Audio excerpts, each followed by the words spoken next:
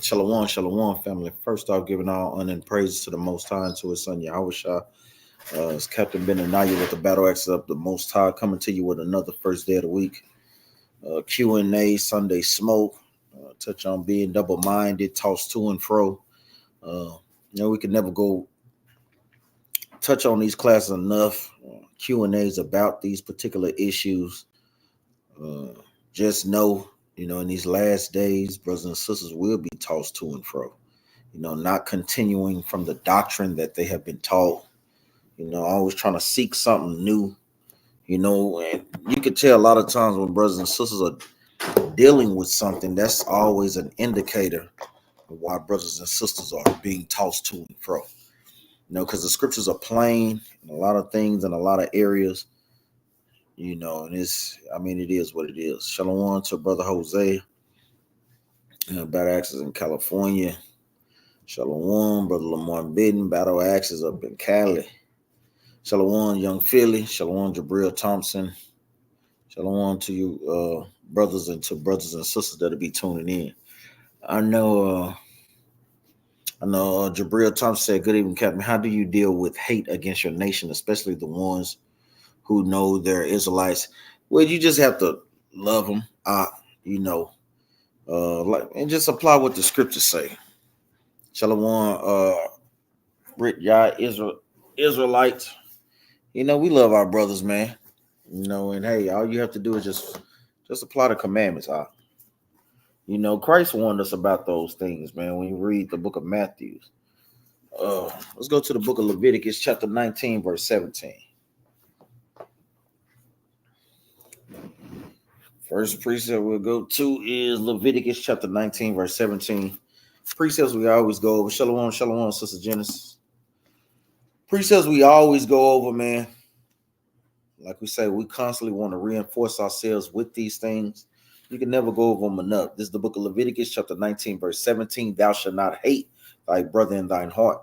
Thou shalt in any wise rebuke thy neighbor and not suffer sin upon him. So it's literally commandments for us not to hate our brother in our heart. We know that we'll have hatred among our people for us, but we know the truth. Even for those brothers and sisters that know the truth, they know that guess what? They shouldn't hate their brother. So that will be sin unto them. If they know that they're Israelite and they still hate their brother or their sister in their heart, that's going on. We're just telling the plan.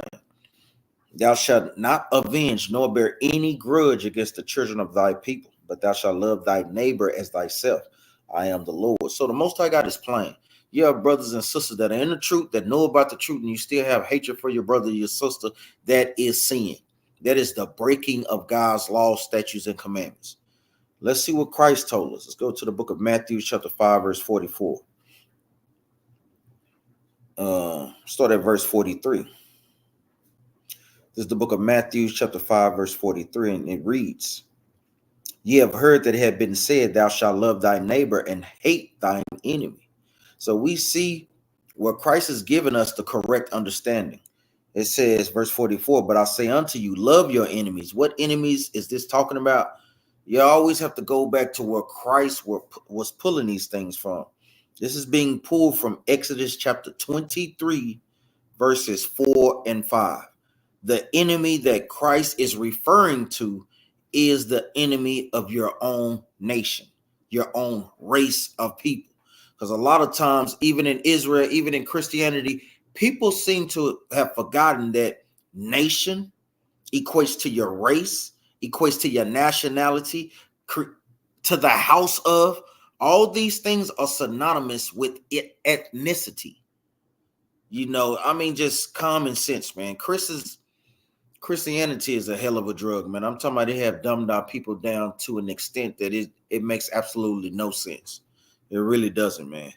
The enemies that Christ is talking about in this context is talking about the enemies of your own people.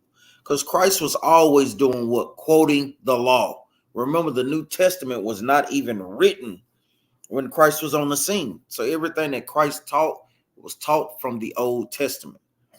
It says, But I say unto you, love your enemies. Bless them that curse you and do good to them that hate you. And pray for them which despitefully use you and persecute you. So Christ is literally telling us to do what? Jamboree Thompson, pray for him, man. That's all that you can do. Throw up a prayer for him, throw up a fast for him, and pray that those spirits come off of him. Because Christ had already warned us about these things, man.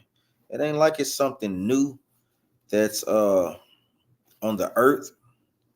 It's not nothing new. Christ certainly warned us about these things.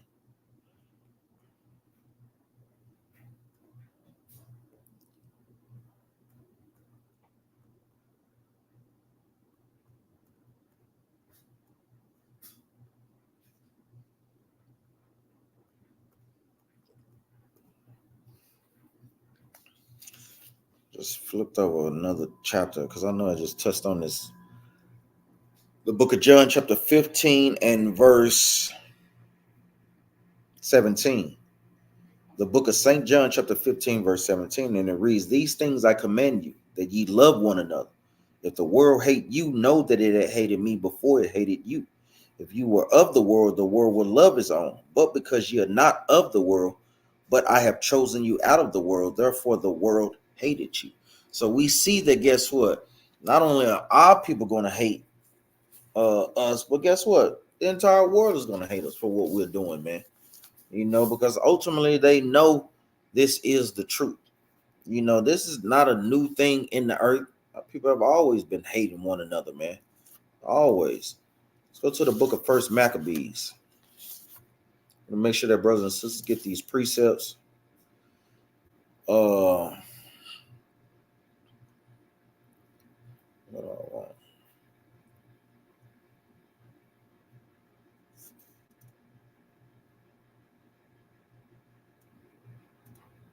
Let's go to First Maccabees chapter 1, verse 11.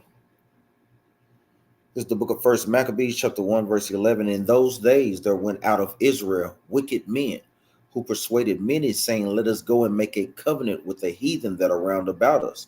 For since we departed from them, we have had much sorrow." So we see that it was always wicked people amongst our people. We see these things, so it's not nothing new. They hated us because guess what? They were assimilated to the ways of America, or assimilated to the ways of Greeks, or assimilated to the ways of the other nations. So we see these things, man. They coming upon us with Christianity, and the Bible doesn't subscribe to that. So it's always going to be a conflict right there, man. Always.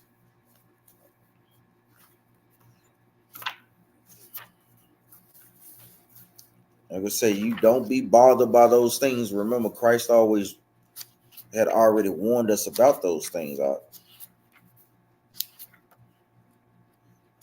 We already been warned about them. Oh,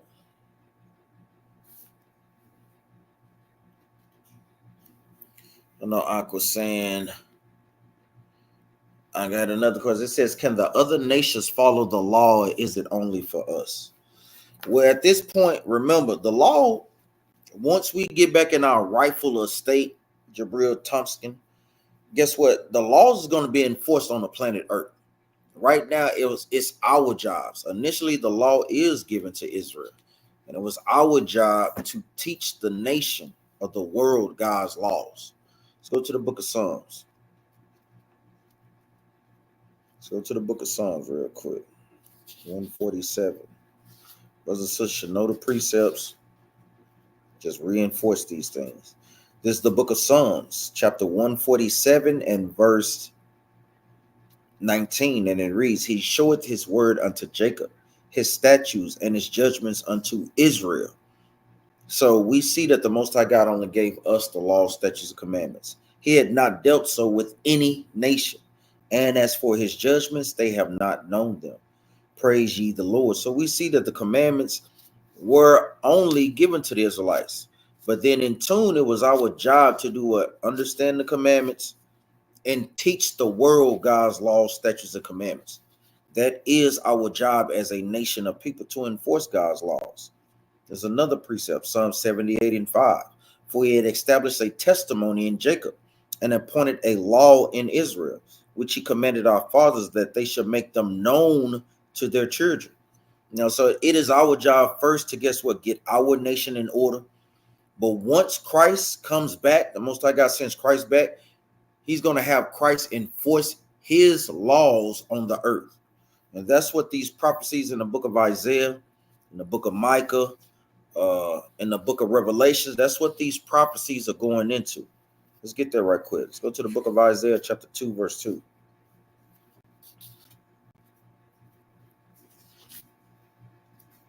That's what I want.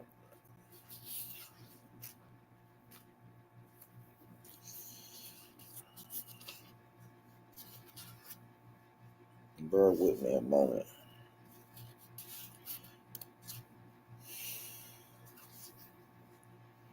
This is the book of Isaiah, chapter 2 and verse 1, and it reads, the word that Isaiah, the son of Amos, saw concerning Judah and Jerusalem. And it shall come to pass in the last days that the mountain of the Lord's house shall be established in the top of the mountains, and it shall be exalted above the hills, and all nations shall flow unto it. So we see that this is a future prophecy that the prophet Isaiah was giving, showing us that guess what? The Most High God is going to have Christ take down the powers that be, then set up our government on the planet Earth. And they're going to flow into us. The nations that don't get down, they're going to be, guess what? That don't get down, they're going to lay down one way or another. It's going to be our job as a nation of people to enforce God's laws on the planet Earth, to set this earth back in righteousness. It says, verse 3, and many people shall go and say, come ye, and let us go up to the mountain of the Lord, to the house of the God of Jacob, and he would teach us of his ways, and we will walk in his paths. For out of Zion shall go forth the law, and the word of the Lord from Jerusalem. So we see these things, man. That guess what? God's laws are going to be enforced on the planet Earth, man.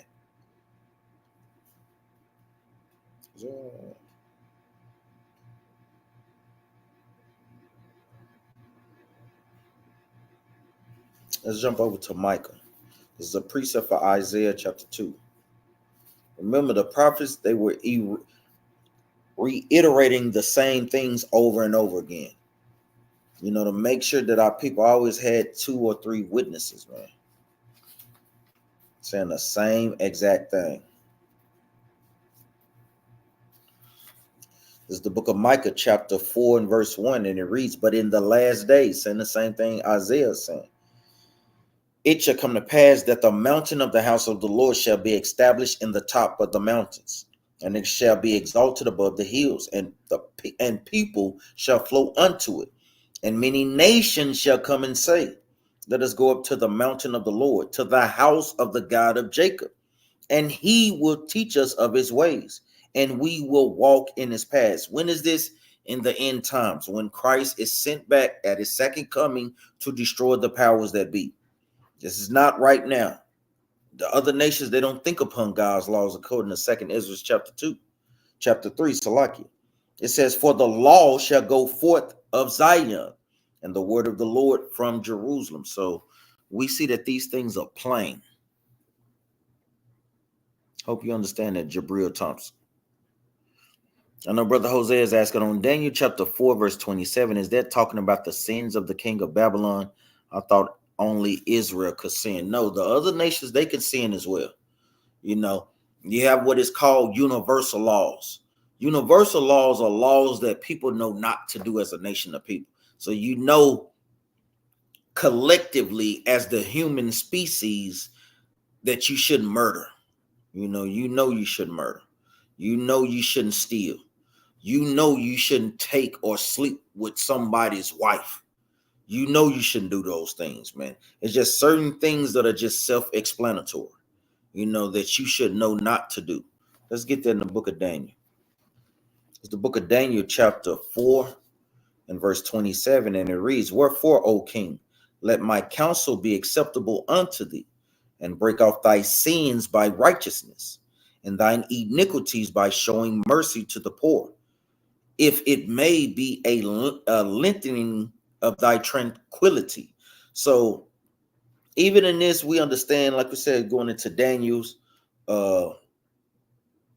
breaking down the dreams that Nebuchadnezzar was having, going into giving prophecy in the end times, so on and so forth. But to Ox's initial question, going into, he thought the other nations couldn't sin. Yes, they could. They had an understanding about certain laws. Now, do they understand to the extent that we do? No. But like I said, it's what you call universal laws. So we go back to Abraham. Let's go back to the book of Genesis. Bring up that account. When Abraham had to go into Egypt. So we can find that account real quick.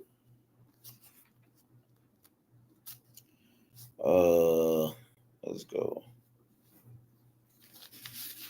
Let's go to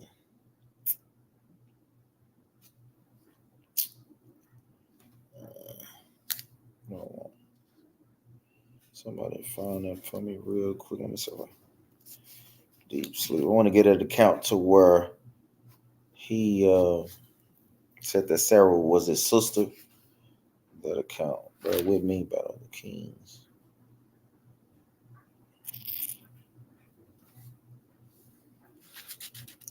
That's a flee.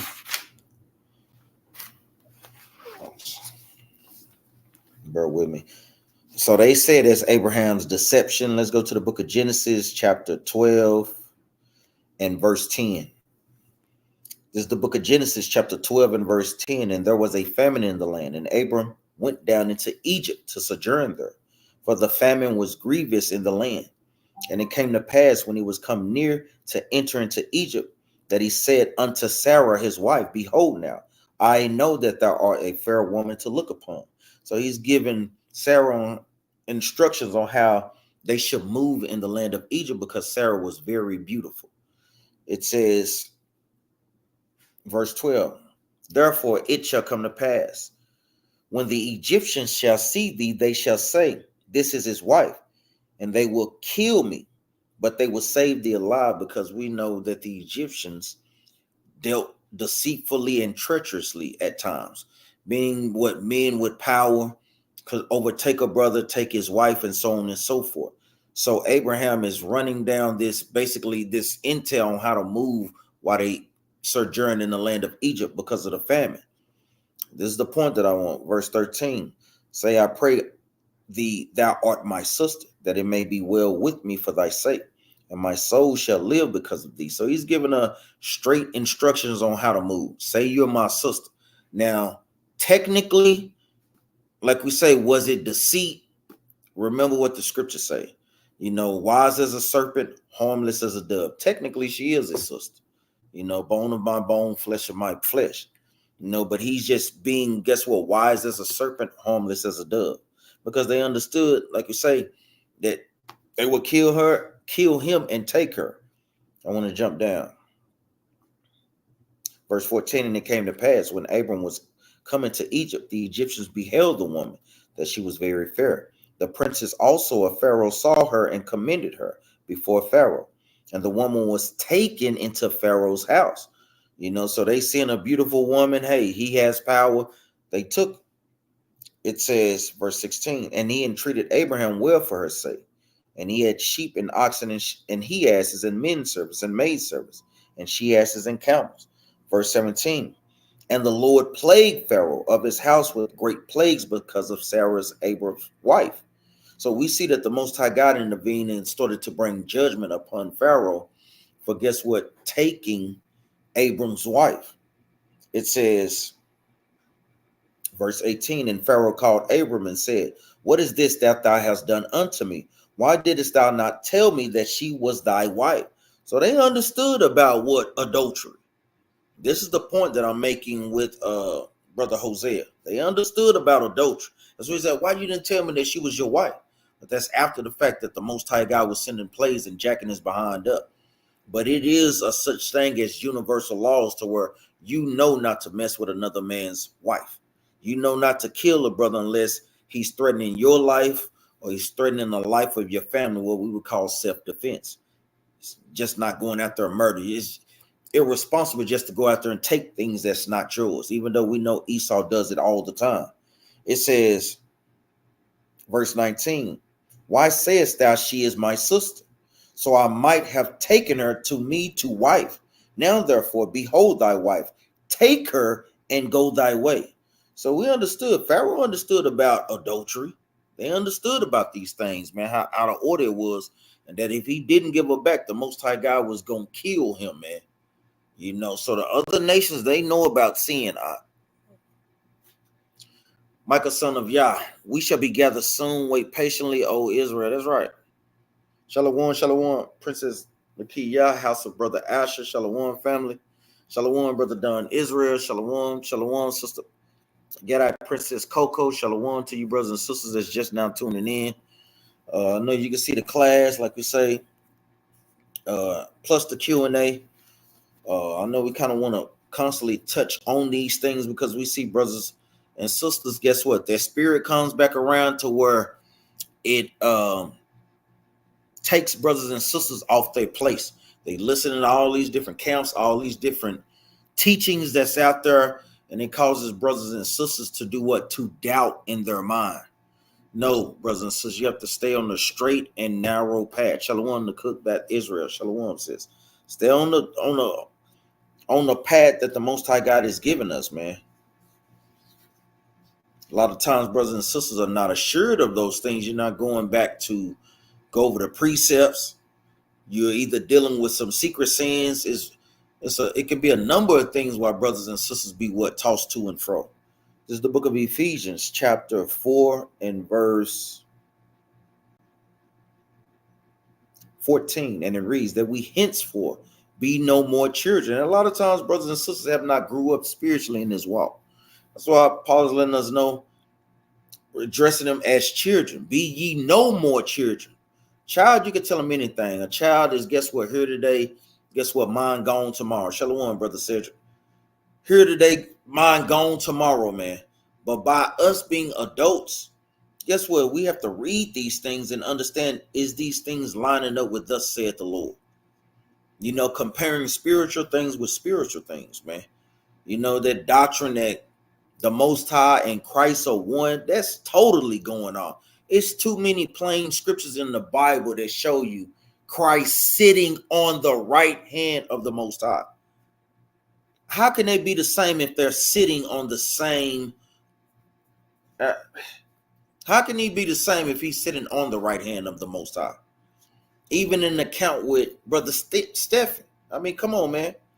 This is the book of Ephesians, chapter 4, verse 14, and it reads that we henceforth be no more children, tossed to and fro and carried about with every wind of doctrine, by the sleight of men, meaning by the trickery of men, meaning a brother making sound powerful on the mic, but he ain't breaking down the scripture with the right breakdown. He's not going precept upon precept. But guess what? He sure can speak good. That's what these modern day pastors are doing to our people today, man. You know, you go and ask people when they come up out of church, man, what did you learn today? Oh, I don't know, but it sure felt good. Like, brother, sister, what the hell? That's just motivational speakers, man. No, they're supposed to be, guess what, trying to heal your spirit. Church is just made to make you feel good on the outside, man. That's all that it is, man. You know, that's all that it is, brothers and sisters. So we see when brothers and sisters are not on a straight path, they can be tossed to and fro. What you mean? You couldn't text earlier, Brother Lamar?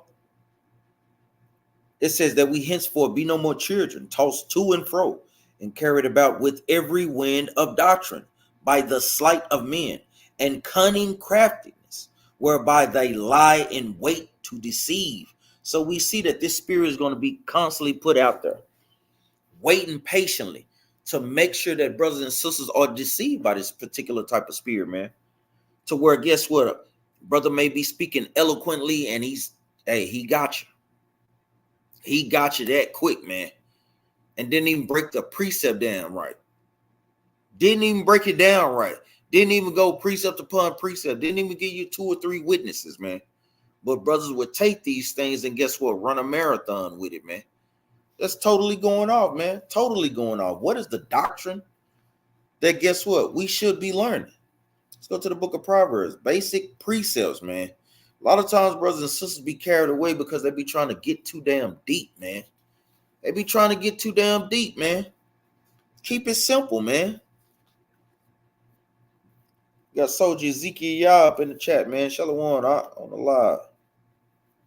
Be trying to be too damn deep, man. This is the book of Proverbs, chapter 4, verse 2.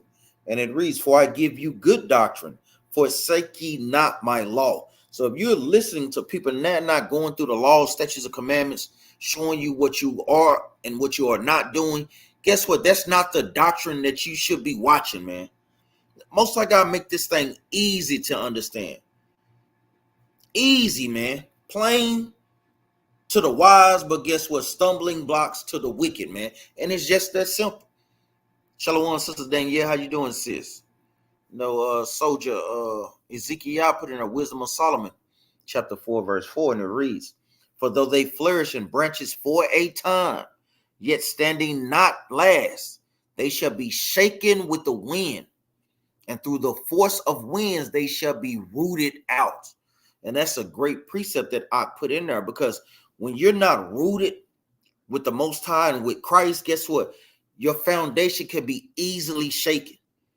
And guess what? Doctrines will come in and blow that thing down. That's the wind. False doctrines. I'm talking about to blow you away, man, and have you carried away with all types of wind of doctrine, man. To where now you thinking that, guess what? Christ and the Most High are the same people. You now thinking that it's a Trinity. You now thinking that, guess what? Esau ain't the so-called white man. You thinking East Saudi Arabia. I mean, you come up with all different types of wicked doctrines, man. Yeah, come says Shalom, Brother Ray. Battle Axes of Minnesota. Shalom. Great precept that I put in the chat, man. Brothers and sisters, want to make sure that you precept that with Ezekiel. With Ephesians chapter 4, verse 14, man.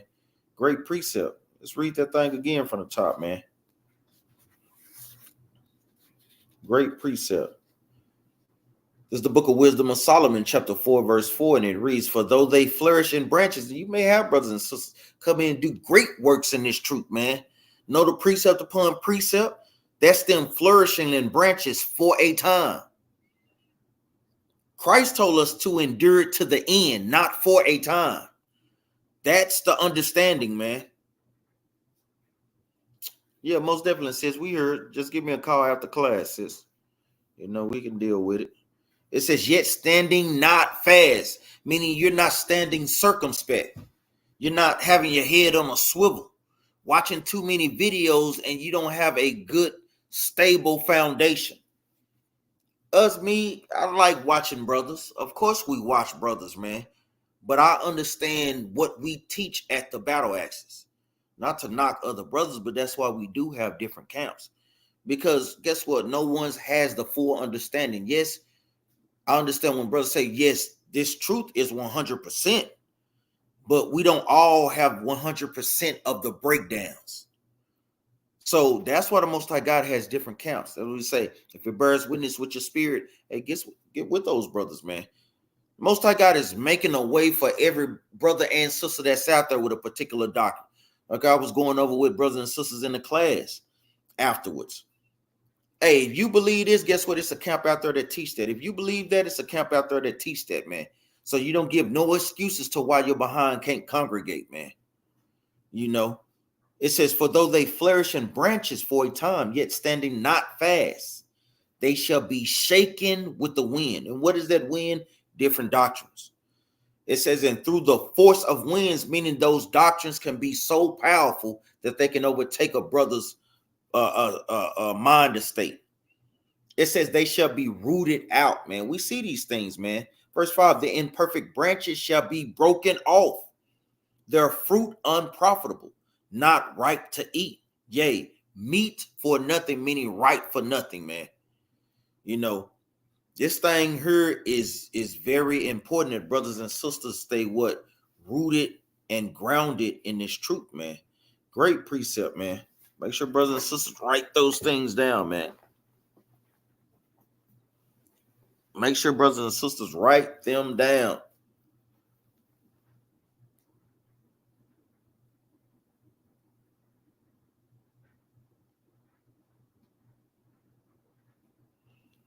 Let me say, that's where you see Christ quoting these things as well, man. Let's go to the book of Ecclesiastes chapter 5. There's another precept that you can put with this. There's the book of Ecclesiastes chapter 5 and verse 9, and it reads, "Went on not with every wind, and go not into every way, for so doth the sinner that had a double tongue." So the Most High God is comparing a brother or a sister that's going into every wind of doctrine to a sinner with a double tongue, man. That's what we always tell brothers and sisters. Shalom, Sister Hannah, how you doing, sis? You in the fam? That's what we always tell brothers and sisters. That's the first thing we ask when certain questions come up about different doctrines or doctrines that don't line up with the thus saith the Lord. We're not talking about deep parables. We're talking about like basic things. Is Christ the Most High? Man, that's the basics of the basics, man. We teach that to Lil Ben and I. Teach that to Lil Zion. Look, Preston and MJ, the little junior ox that's in the congregation. They understand that, man. Basic things. But then you have grown men, grown women that can't understand that, man. We know a lot of times brothers and sisters are dealing in secret sins. You don't see brothers and sisters in the congregation for a while. What do you think that those things do to brothers and sisters' spirits, man? You lose a particular part of your spirit when you're not around like-minded people, man. You lose those things, man. And it's just like we say in the world, man, hey, most of God is letting us know if you don't use it, you will lose it, man. You'll lose those things, man. It's just that plain and simple. Just that plain, man. You going around being double-minded. Mind is telling you 3 ways from not. Let's get there right quick. Let's go to the book of Sirach.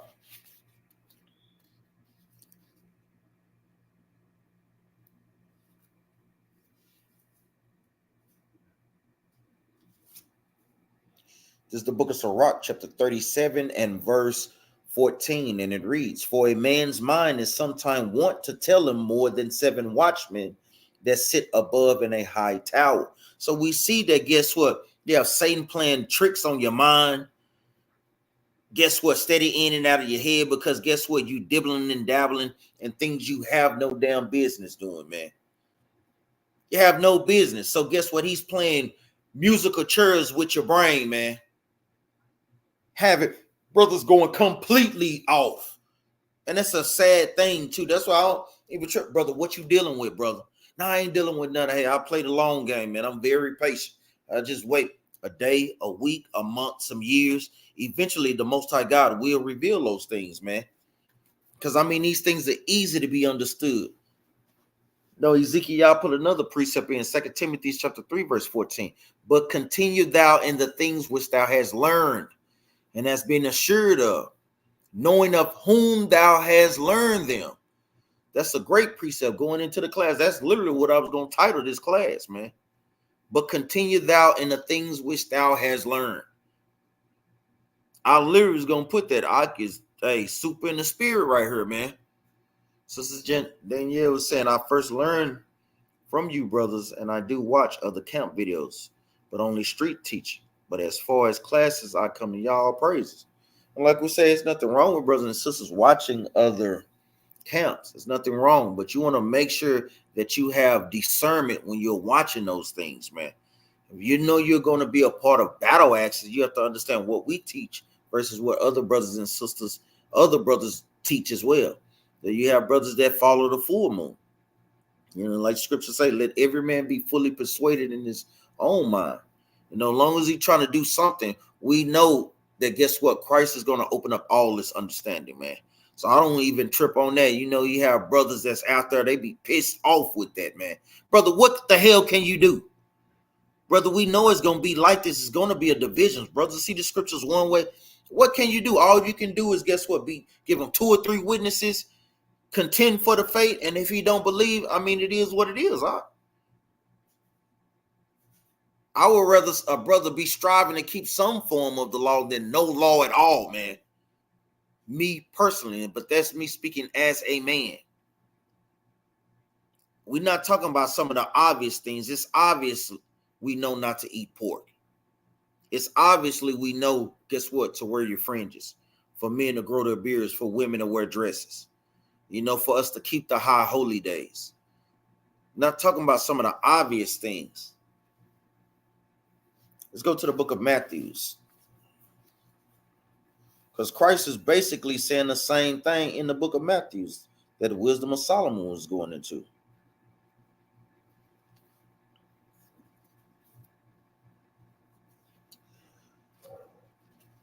This is the book of Matthew, chapter 7 and verse 23. Start at verse 24. And it reads, "Therefore, whosoever heareth these sayings of mine and doeth them, I will liken him unto a wise man which built his house upon a rock." So we know that a wise man is going into a brother that's keeping the law, statutes, and commandments, according to what? Psalms 19 and 7. That's what makes us wise, us keeping the commandments. I have an extensive breakdown on these things, brothers and sisters, but don't get a quick look breakdown. It says, "I will liken him unto a wise man which built his house upon a rock," meaning he built his spirit upon Christ. Who is that rock? Christ, according to what? 1 Corinthians chapter 10 and verse 4. Christ is that rock. So you have to be a man that's planted strong in this truth, man. Matter of fact, hold that precept. Let's get another. Let's go to the book of Psalms chapter 1. We brought this out in class yesterday.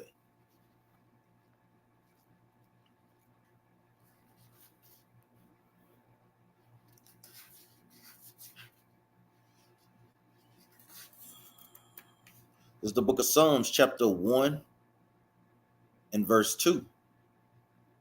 Start at verse 1. This is the book of Psalms chapter 1 verse 1. "Blessed is the man that walketh not in the counsel of the ungodly." So we see brothers, guess what? We see brothers that's walking in the counsel of the ungodly. That's where they get these doctrines from, man. How the hell you gonna take and listen to a brother that's not keeping no damn commandments, man? That makes absolutely no sense, man. None whatsoever, man. That lets you know brothers is dealing with something, man. That lets you know, obviously. It says, "Blessed is the man that walketh not in the counsel of the ungodly, nor standeth in the way of sinners." You watching videos of a brother that you know don't keep the commandments, that's standing in the way of a sinner, man. And brother is going off. It says, "Nor sitteth in the seat of the scornful, but his delight is in the law of the Lord. And in his law that he meditate day and night." And that's what we have. Our brothers may be reading the scriptures, but are you meditating over what you just read over? Or are you really understanding the breakdowns, man? Brothers may say, "Yeah, we got it. Yeah, we got it." Then really knowing inside they ain't meditating, didn't take good notes, man. That's why we be on the brothers here at Battle Axe, man. Especially if brothers not taking good notes. You come to class, man, your ass better be taking some notes, man. Pen, paper, Bible, open, man. How is she going to learn? How is she going to get the understanding? It says, verse 3, "And he shall be like a tree planted by the rivers of water, that bringeth forth his fruit in his season." So we know when brothers is rooted upon that rock, you got a good foundation, you dig deep with your root. That root is going into Christ, that rock is going into Christ. Guess what? You planted, you got the understanding, and guess what? You're not letting nothing take you off your course. "And he shall be like a tree planted by the rivers of water, that bringeth forth fruit in his season." What is the fruit that you'll be bringing forth? The law. You won't be taken by brothers that don't keep the law and listening to brothers that don't keep the law. That makes absolutely no sense, man. It says, "His leaf also shall not wither." And that's what we have when brothers are not planted good by the waters, which is the word. You see the leaf withering. That withering is what? Being taken by other doctrines, not coming to class, falling back on camp. We see these things, man. Not seeking counsel, and more importantly, not applying the commandments. It says, his leaf shall not wither, and whatsoever he doeth shall prosper, man. So we see these things going on with brothers, with sisters that want to, guess what, window shop, man. That's that 50-old song, man. Our people want a doctrine shop. It's crazy, man. It really is. Let's go back to the book of Matthew. Book of Matthew, chapter 7 and verse 25. And it reads, and when the rain descended, rain is going into what? A similitude for doctrines. Things to guess what? Put trials and tribulations in your life. Because it's just not with doctrines. It could be anything can be compared with trials and tribulations. Doctrine is just the one that we're particularly going into right now. Shalom, Brother Damien. And the rain descended, and the floods came, and the winds blew, and beat upon that house, and it fell not, for it was founded upon a rock. Meaning, if you rooted with Christ, it's no amount of doctrines that Christians, Islam, what are some of these other religions, Baptists, all these different doctrines, Freemasonry, Egyptology, is no amount of information or doctrine that they can come to you to stir you off your path, man. If you found it upon Christ, man, if you have your root with Christ, it says, and the rain descended, and the floods came, and the winds blew and beat upon that house, and it fell not. Meaning you weren't taken by those doctrines, for it was founded upon a rock. Meaning what? You was grounded upon what Christ taught, man.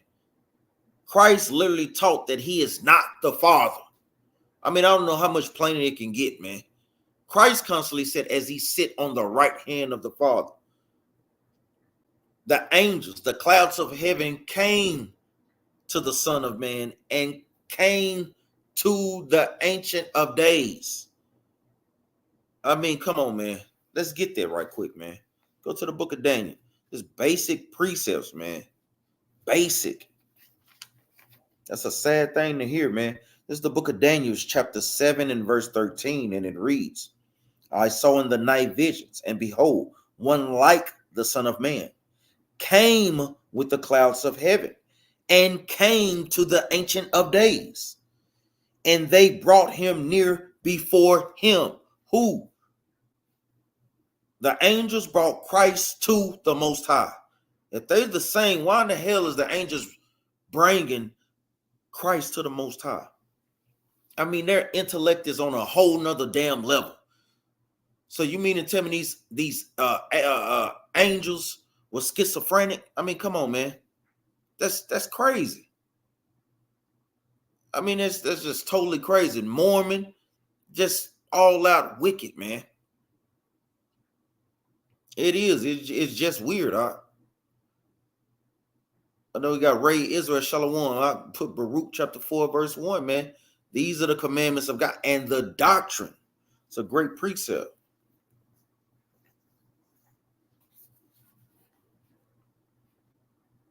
Great precept that he put up in the chat, man. Hey, it's crazy, man. Let's get there, man. This is the book of Baruch, chapter 4, verse 1. This is the book of the commandments of God and the law that endureth forever. All they that keep it shall come to life, but such as leave it shall die. Turn thee, O Jacob, and take hold of it. Walk in the presence of the light thereof, that thou mayest be illuminated. Give not thy honor to another, nor the things that are profitable unto thee to a strange nation, man. That thing is heavy, because on a deeper level, you're going into these other doctrines, man, that is giving your strength to a strange nation. It's totally going off, man. Totally going off. Let's go back to that Matthew chapter 7 and verse 26. This is the book of Matthew chapter 7 and verse 26. And everyone that heareth these sayings of mine and doeth them not. So you have the flip side. You have the sayings for a brother that doeth them. And this is the sayings for a brother that doeth them not. And this is the category that brothers and sisters that are double-minded, that are tossed to and fro, they fall up under this category. Verse 26, and everyone that heareth these sayings of mine and doeth them not shall be likened unto a foolish man. What is being foolish? You not keeping the commandments, according to what? 1 Samuel 13, verse 13. It says, which built his house upon the sand. Think about you trying to build a house upon the sand. You have to have good foundations. You have to get architects into that thing so it don't constantly sink down, man. You steady what? Not on a good foundation. That's what Christ is comparing this. Think about which foundation would you rather build a house upon, a rock or sand? I mean, come on, man.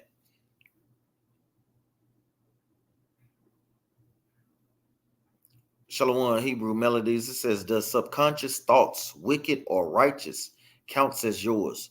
Like voices is your head. Yes, they count. Yeah, they totally count as yours. That's why that's some of the heaviest things that we have to do is control or discipline our thoughts. Most definitely.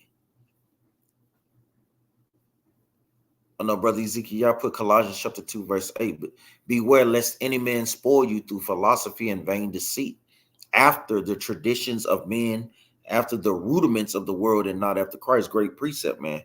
Fitting for what we going over, man. Yeah, I understood what you were saying. Shalom, Brother Jonathan. Battle axe is on the road. We'll get there, Brother Damien. Verse 27, and the rain descended, and the floods came, meaning doctrines, trials, tribulations, and the winds blew and beat upon that house, and it fell. And great was the fall of it. Because guess what? You weren't founded on a good foundation. You weren't founded on a good foundation, brothers and sisters, man. This thing is pivotal, man. This thing is heavy. Going into what? The 4 types of Israelites. When you read the book of Mark, chapter 4, verse 14 on down. Some planted on thorns, some on stony ground, and some on good ground. You know, you want to be that brother that got your foundation on good grounds, man. Good grounds. This is the book of Mark, chapter 4, verse 14, and it reads, the sower soweth the word, and these are they by the wayside where the word is sown. But when they have heard, Satan cometh immediately and taketh away the word that was sown in their heart. So these are the 4 types of Israelites. You have a brother, they hear the words, and then they let Satan take the words away from them. Verse 16, and these are they likewise which are sown on stony ground, who, when they have heard the word, immediately receive it with gladness. Think about this, man. You know, that brother, when they hear the word, they believe it and they receive it with gladness. It says, and have no root in themselves, and so endure but for a time. They love the words, but they don't have no root. They don't have a good foundation. They're not planted strong in this, so they just wither away. It says, afterwards, when affliction or persecution ariseth for the word's sake, immediately they are offended. And 9 times out of 10, they are offended because guess what? They deal with secret sins. They don't like correction. They don't want to take counsel. It's crazy, man. Verse 16. Verse 18, Salakia. And these are they which are sown among thorns, such as hear the word, and the cares of this world, and the deceitfulness of riches, and the lust of other things enter in, choke the word, and it become unfruitful. So you got another instance to where they let the cares of the world take the word away from them, man. Pull them out of this truth. Because a brother may not have a wife, because a sister may not have a husband. They literally let these things pull them out of the truth. Because we be on sisters, we be on brothers about that, man. If you coming into the truth just to get a husband or a wife, man, that's out the spirit, man. And the Most High God is going to give you unto that wickedness too. Going to give you with a wicked sister or with a wicked brother, man. You better be careful, man. Verse 19, verse 20. And these are they which are sown on good ground. This is the one type of Israelite that you want to be, man. You want to be sown on a good ground.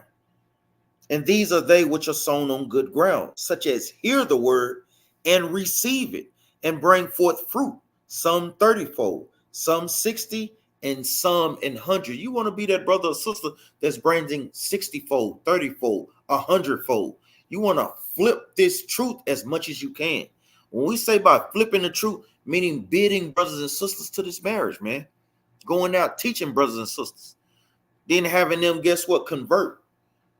Understanding who they are, professing themselves as Israelites in the world, man. Brother Damon is saying, let's go to the book, a precept for Zechariah 14 and 8. See what we got, man.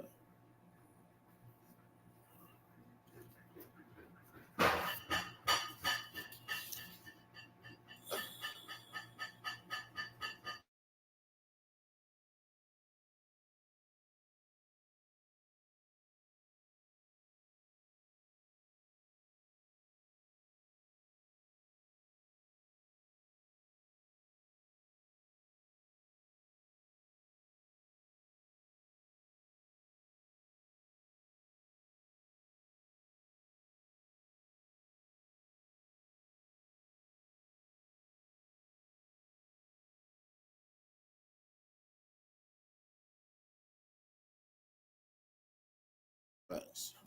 Yeah, Salaki brothers, sisters, have a little noise. Ak is asking for a precept for Zechariah chapter 14 and verse 8. Let's get it right quick. This is the book of Zechariah chapter 14 and verse 8. And it shall be in that day that living waters shall go out from Jerusalem, half of them toward the former sea, and half of them toward the hinder sea. In summer and in winter shall it be. So remember, this is a prophecy of us getting the kingdom. A precept that brothers could use would be what? Revelations chapter 22. Because the hinder sea, this is basically making reference to all within the earth, all throughout Jerusalem, all throughout the earth. This is the book of Revelations, chapter 22 and verse 1, and it reads, And he showed me a pure river of water, of life, clear as crystal, proceeding out of the throne of God and of the Lamb. Another cut showing you that the Most High and Christ are not the same. And in the midst of the street of it, and on the either side of the river, there was a tree of life, which bare 12 manner of fruit, and yielded their fruit every month. Meaning what? We're going to be bringing forth laws and laws every month, man. Guess what? Enduring in the laws, statutes, and commandments. This is going into end time prophecies. Lord will we make it to the kingdom. Meaning the understanding is going to be clear, because guess what? We're going to be getting that understanding, the Most High through Christ, and Christ to the 12 tribes of Israel, man. It says, which bare 12 manner of fruit, and yielded her fruit every month. And the leaves of the trees were for the healing of the nations. Meaning we're going to be getting taught the understanding, and it's going to be our job to teach the other nations the understanding as well. Telling Moab, you can't be eating cats and dogs no more. Telling Elam, you can't be worshiping Krishna. Telling what? These other nations that, guess what, you have to put away their gods. Telling Ham, you can't be doing putting cow piss on your head no more. So this is a precept that you can put with that. Yeah, sometimes they do me like that too, brother Jonathan. Don't be giving no dang on notifications. So that is a precept that you can put for that, brother Damon. Just going into the understanding. Let's go to the book of James, chapter 1. Remember, don't be tossed to and fro in this thing, man.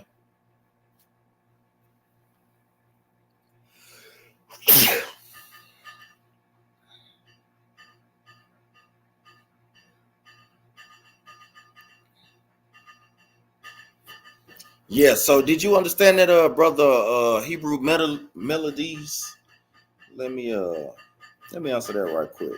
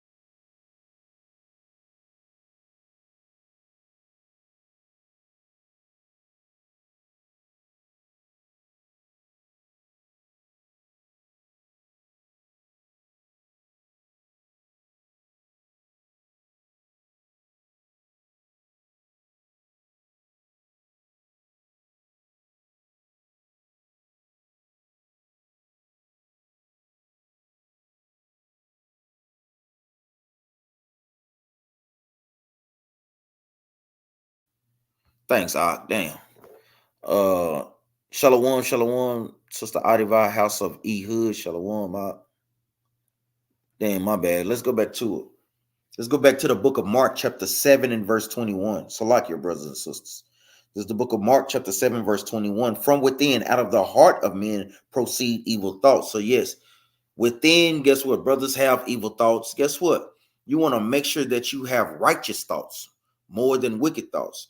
Only way to have those things is by having your mind stayed upon the Most High, meditating on the things that you read, and having the scriptures comfort you. It says, from within, out of the hearts of men, meaning out of your mind, proceed evil thoughts, adulteries, fornications, murders, thefts, covetousness, wickedness, deceit, lasciviousness, and evil eye, blasphemy, pride, foolishness. All these evil things come from within and defile the man. So yes, we know they are your thoughts, whether they be evil thoughts or whether they be righteous thoughts. So like your brothers and sisters, so like I know Brother Lamar putting Wisdom of Solomon chapter 8, verse 8.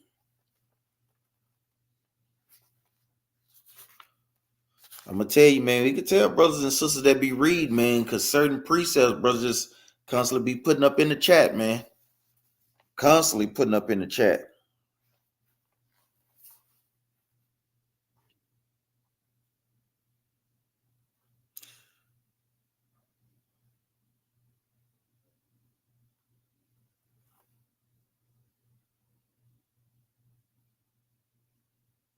That's a great, I ain't gonna lie, Wisdom of Solomon chapter 8 is a great chapter for brothers and sisters to read.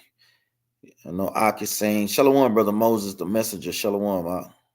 Yeah, I had it muting Ak. That's I know that dryer was in there. It was something on top of it making a lot of racket. I know Brother Hebrew Melody said, Shalom, I tried to meditate on Philippians 4 and 7, but I felt like it's just thoughts in my head that I'm not necessarily thinking, but they are there. But Khan, I understand, yes. But I'm going to tell you, that's similar to what we just pulled in the book of Sirach. Let me go back and get that again. Sirach chapter 37. This is the book of Sirach, chapter 37 and verse 14, and it reads, for a man's mind is sometimes wont to tell him more than 7 watchmen. So it's telling you how your mind is constantly going, hearing things. Guess what? Constantly got things and thoughts, evil or righteous, going in and out of your head constantly. 7 watchmen is what? How we had our men watching on top of the towers, watching out for danger. And they constantly giving feedback, letting people know what's going on. He's comparing this to that, man. Meaning your mind is always have thoughts going to and fro, in and out of it. Most High God teaches us on how to have discipline over our thoughts, man. Go to the book of Wisdom of Solomon, chapter 1, verse 4. One of my favorite verses, man. He teaches us how to do these things. Like I said, you want to constantly meditate upon these things. This is the book of Wisdom of Solomon, chapter 1 and verse 3. And it reads, for forward thoughts separate from God and his power. When it is tried, reprove it the unwise. Forward is going into things contrary to the word. Verse 4, for into a malicious soul wisdom shall not enter, nor dwell in the body that is subject to sin. Verse 5 is the point.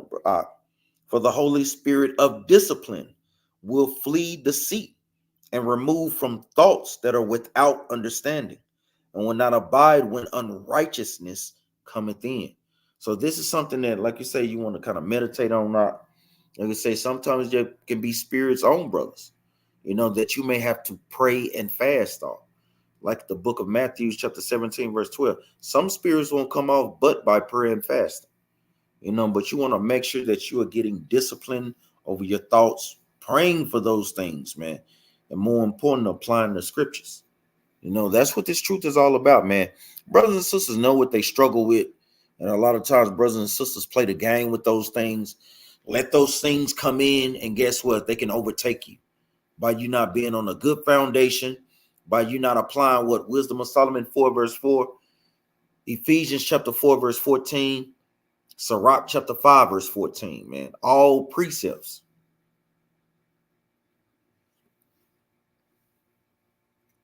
Come on, I know Brother Ezekiel putting the precepts in there. Sirach chapter 23, verse 2, for real. Who will set scourges over my thoughts and the discipline of wisdom over mine heart, that they spare me not from mine ignorances and pass not by my sins. And that's one of the main things brothers and sisters must pray for being in this walk.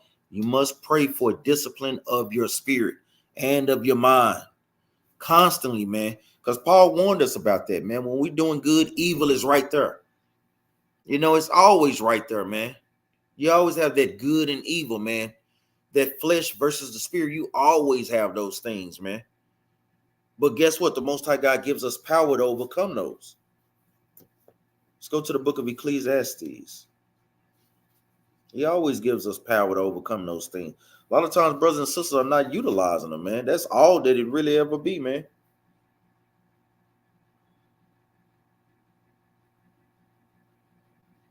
And it's just basically going into travail. That's all that it is.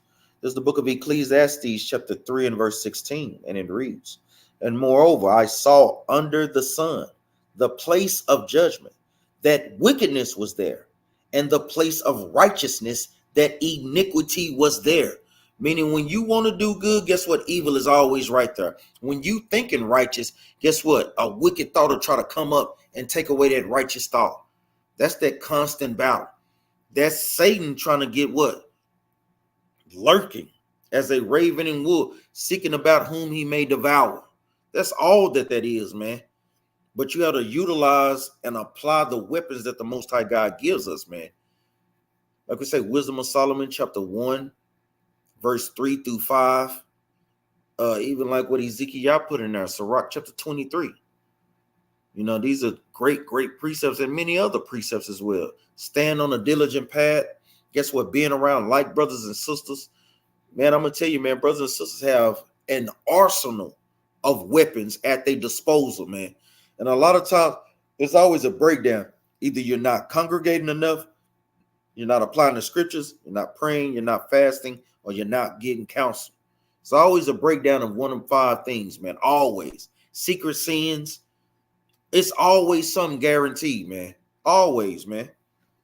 This is where Paul was pulling this from in the book of Romans, chapter 7, verse 13, verse 18 on down. Saying the same thing. No, we kind of touched this a few weeks ago. More and more we see, like I say, it's just these same familiar spirits coming to and fro in the earth, man. That's all that it ever is. Same spirits, man. It died down. Doctrines die down for a little bit. Then they come back up. They die down for a little bit. Then they come back up again, man.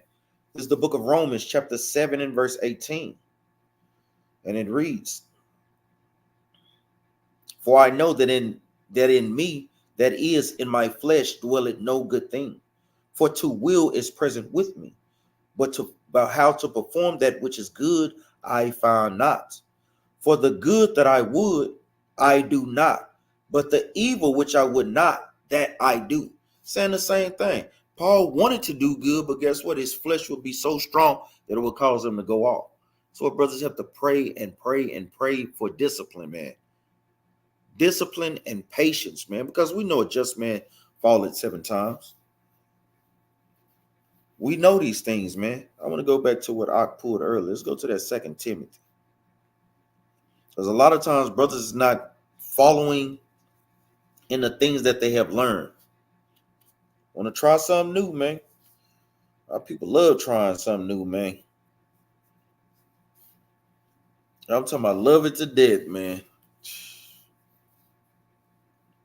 These things be having a hold on brothers and sisters too, man.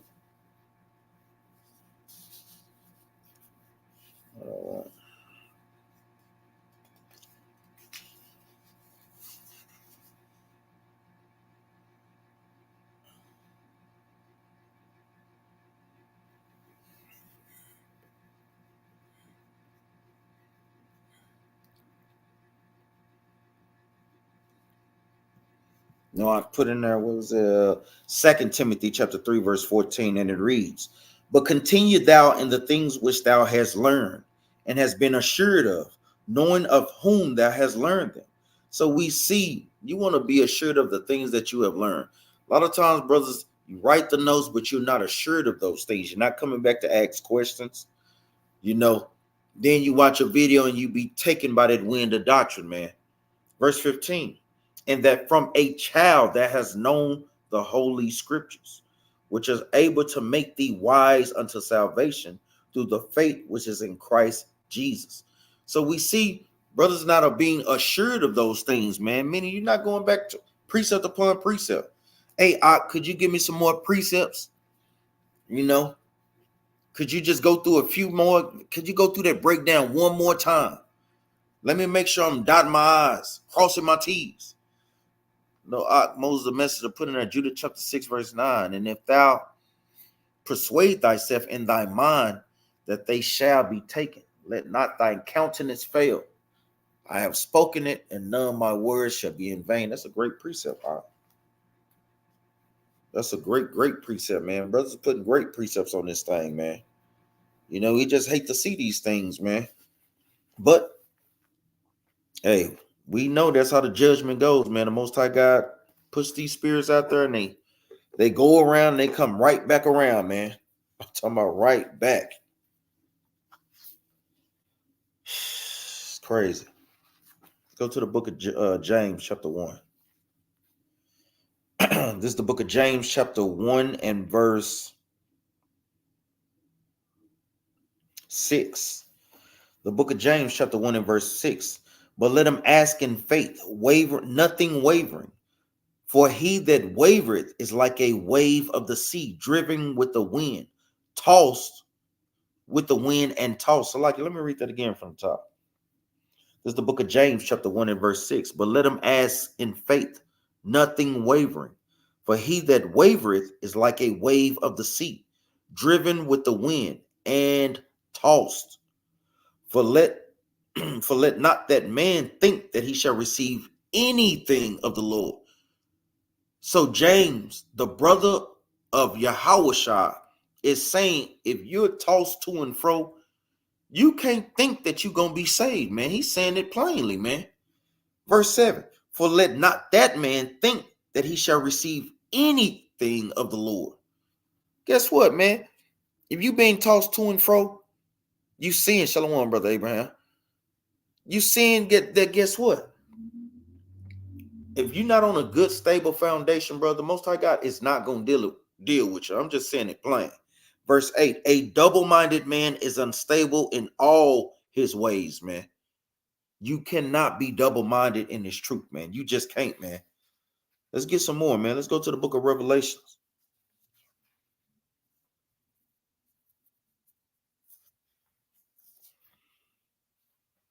This is the book of Revelations, chapter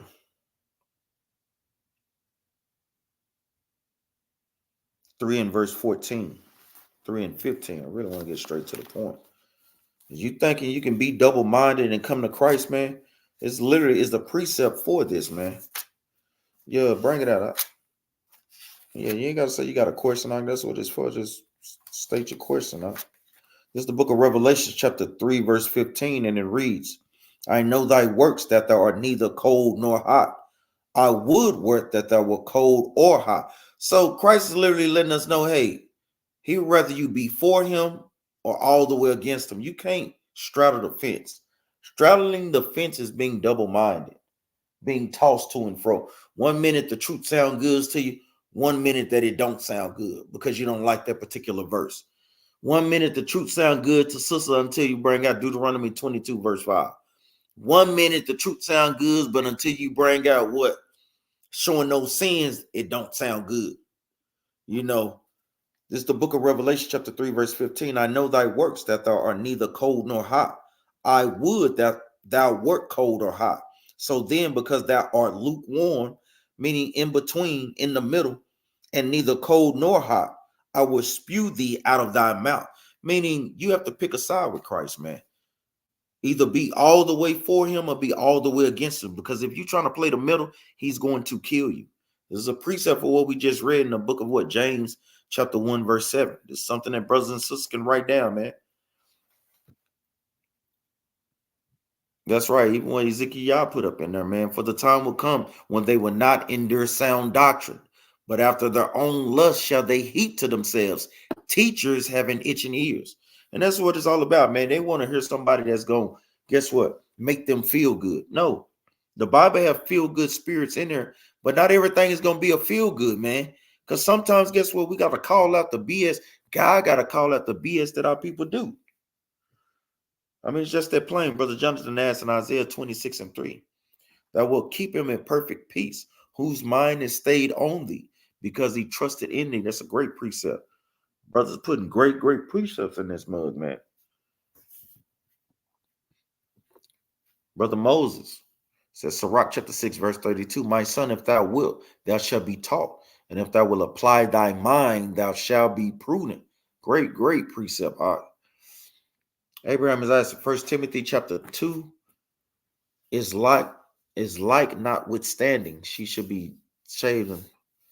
Remember, I think we talked about that. That's just going into childbirth. You said you was dealing with a brother that brought that up. Somebody just asked me that. Literally. I think it was you. So when it talks about that, it's just talking about they'll be saved in having children outside of the judgments that the Most High God put on them. Let's go to the book of 1 Timothy. Who asked me that? Someone just asked me that.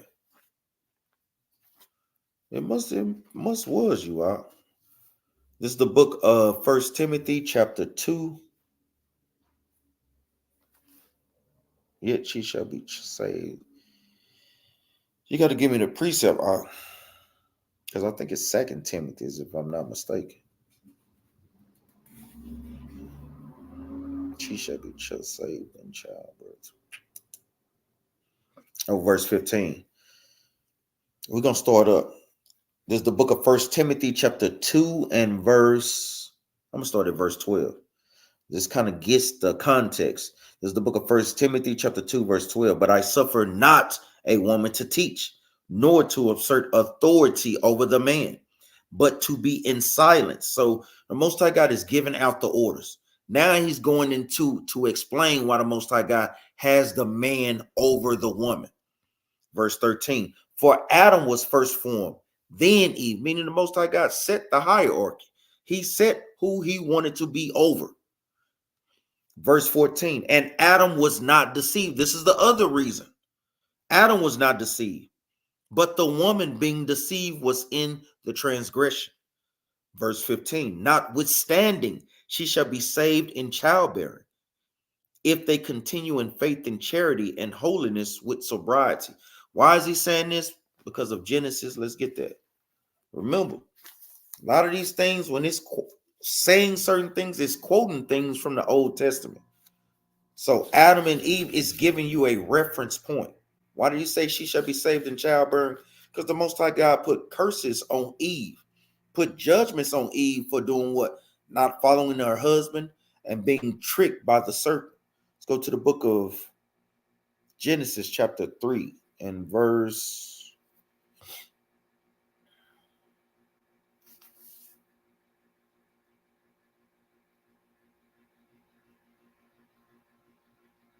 The curse, verse 14, verse 15, verse 16. We want to get straight to the point. This is the book of Genesis, chapter 3, verse 16. This is what this is going into, Abraham.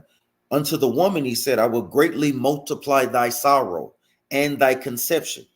It says, what is the sorrow that they get? The menstrual cramps that they get every month. And they also have what? Labor pains in childbirth. This is all that 1 Timothy chapter 2, verse 16 is making reference to. It says, unto the woman, he said, I will greatly multiply thy sorrow and thy conception. In sorrow thou shalt bring forth children, and thy desire shall be to thy husband, and he shall rule over thee. So with certain judgments that the Most High God put on the woman for going against what he established. This is what 1 Timothy chapter 2, verse 15 is going in. Let's go back. Notwithstanding, she shall be saved in childbearing. So we see that, guess what? Even though the Most High God was going to give them labor pains, going to give them cramps during their menstrual or on their flower, guess what? They were still going to have children. This is all that this is going into. This is nothing deep at all. Nothing deep.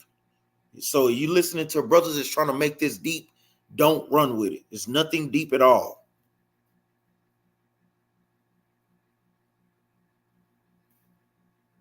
Yeah, it was somebody that just asked me that. Oh, that's right.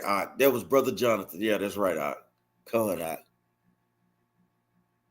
Yeah. So that's all that it's going into is making going back to that history of Genesis chapter 3 and verse 16. So you want to make sure that you precept that with that. All it's going into is the labor pains that they have while having childbirth.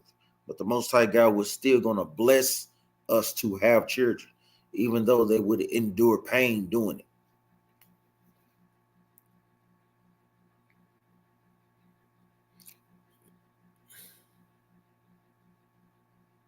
Yeah, that's all. Not that deep. So that Genesis will go into the wickedness point, and Timothy is the righteous point. It's just basically it's going into the same points. It's just basically saying how, like we say, even though they're going to have labor pains, the Most High God will still spare the children, basically, or still bless them to have children. That's all that it's going into. But that is a good question. I know I brought that out. No, brothers and sisters have asked that once before, like a couple of years ago. But make sure you put that Genesis chapter 3, verse 16, understanding that history as well. Brothers putting great precepts. Let's get that Sirach chapter 6. What Brother Moses put in the chat. Sirach chapter 6, verse 32.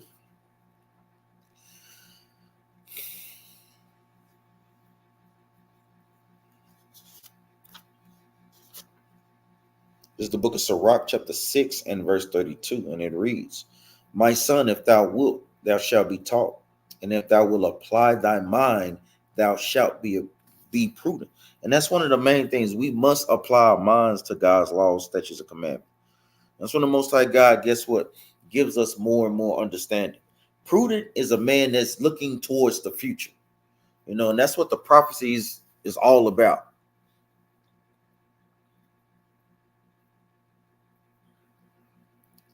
Great precepts, like I said, from Brother Jonathan. Y'all make sure y'all writing these things down. Shalom, Brother Fred. Shalom, Brother Fred.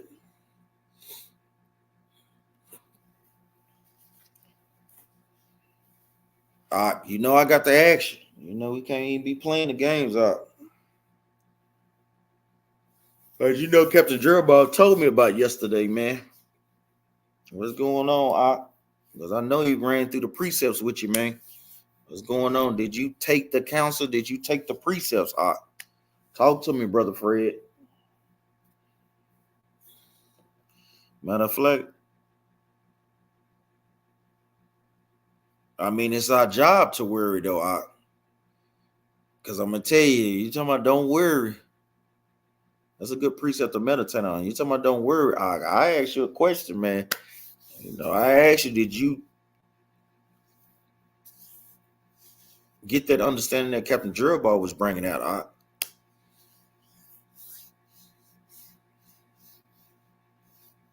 Did you get that? Shalom, Captain Yar. Did you get that thing? Yeah, I know he sent the precepts, but do you believe the precepts? That's my question. Do you believe them?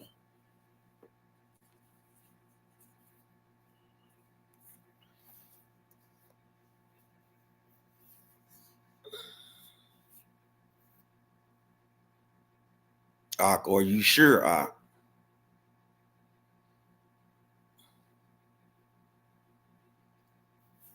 you sure? You got to ask. So I'm just gonna ask you plain: is Christ and the Most High the same? Just plainly. We got to ask plainly. As I know I through all the precepts, is Christ and the Most High the same?